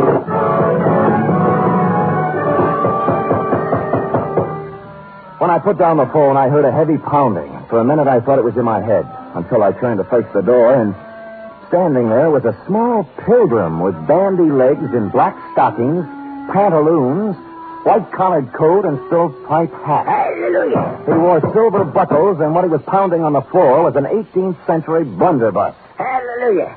Have I got the right place? Oh, offhand, I'd say so. If you're looking for Captain John Smith, he just left. Pocahontas is expected any minute. Now, don't you go trying to confuse me. I'm too thirsty. What's on your mind? Well, I'm looking for a fellow named Dan, oh, I'm so thirsty I forgot. Sam Spade? Yeah, that's it. There. Oh, you broke your water bottle, huh? Yeah. Good. That stuff's poison anyway. Hallelujah. Hey, say, do you happen to have any hard cider around? Fresh out. Oh. And I'm kind of thirsty, you know. Any type of corn squeezing? Here, try this, Dad. Well. Good, huh? Oh. You like that, huh? Oh.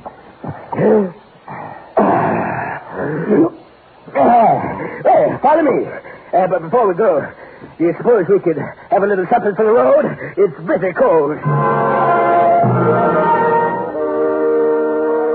I gave him a little, but not too much, because I didn't want him to lose his way.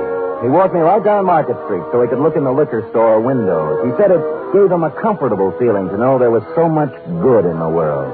And then we turned right a few blocks until we came to the Helping Hand Mission.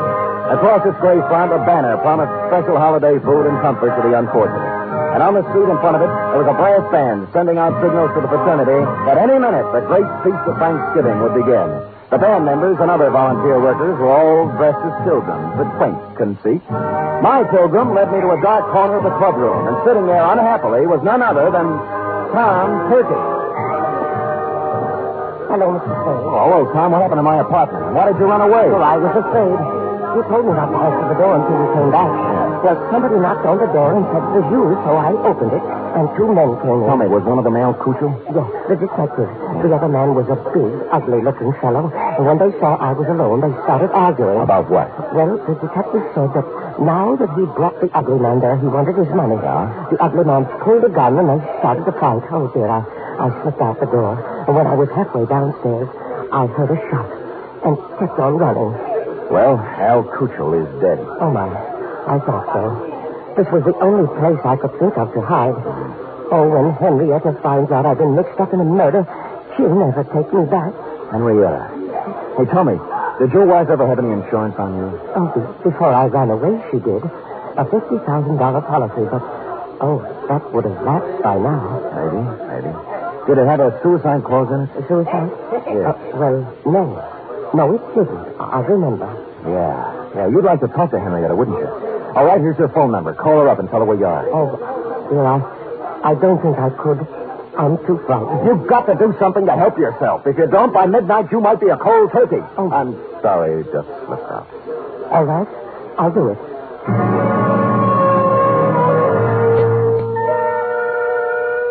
Well, he went and made the call. When he returned, he said that a man had answered who said Henrietta would come down and pick Tom up. He didn't want to wait, but I sat on him. The pilgrim brought us a dish of turkey dinner, saying he couldn't stand food himself, and we munched a spell. In a little while, a limousine pulled up in front of the mission with someone in back whom I couldn't see. The chauffeur stepped out and came in inquiring for Tom Turkey. It was Captain John Smith himself, When he saw me, a look of shocked surprise came over his unhandsome face. Hoping to catch him off balance, I drove at him. It was the liveliest thing that has happened at the Helping Hand Mission in years, and we had a good house, too. Money was even changing hands. When I heard the odds starting to go against me, I realized I'd better come up with something. Here, use this, partner. And I did. The bandy-legged pilgrim shoved his blunderbuss right in my hand. And I swung. Smith dropped like pheasant on the wing. I looked up. The passenger from the limousine was just coming in. What's the meaning of this? It means, Leander Luce, that you're not going to carve Tom Turkey up for your Thanksgiving insurance policy. Hallelujah. Drumstick, anyone?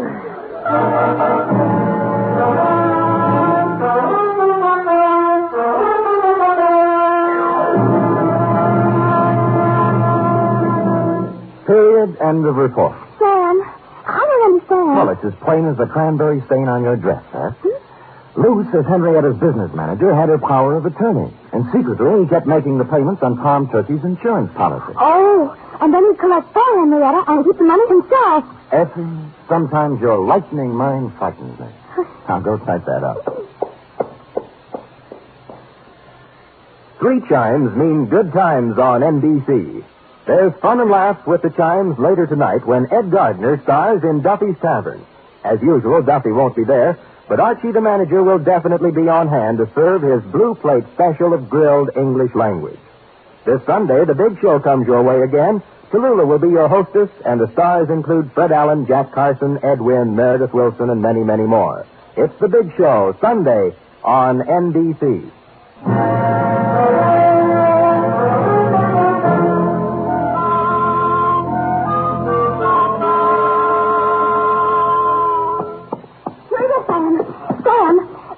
Acquitted and tried to kill you. Was his name really Captain John Smith? Now, Effie, could we have a Thanksgiving caper without a Captain John Smith? It wouldn't be right. It was a coincidence, wasn't it? Well, if you promise not to tell anyone. I won't. His real name was Michael Giuseppe Yablonsky Smith.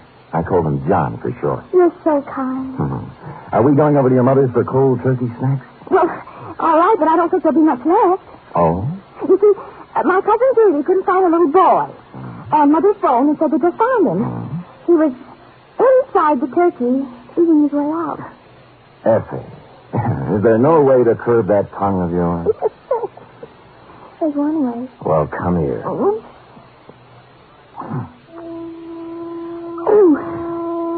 good night, Sam. Good night, sweetheart.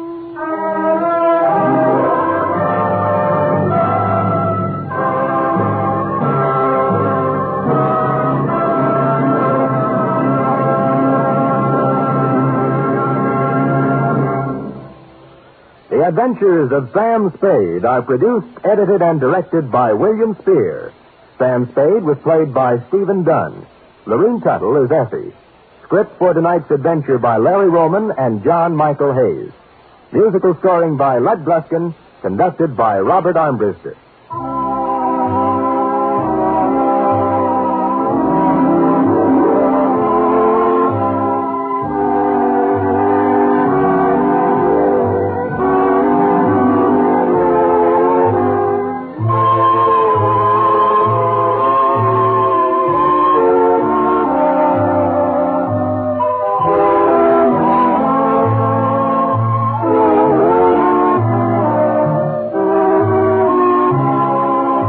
Join us again next week, same time, for another adventure with Sam Spade.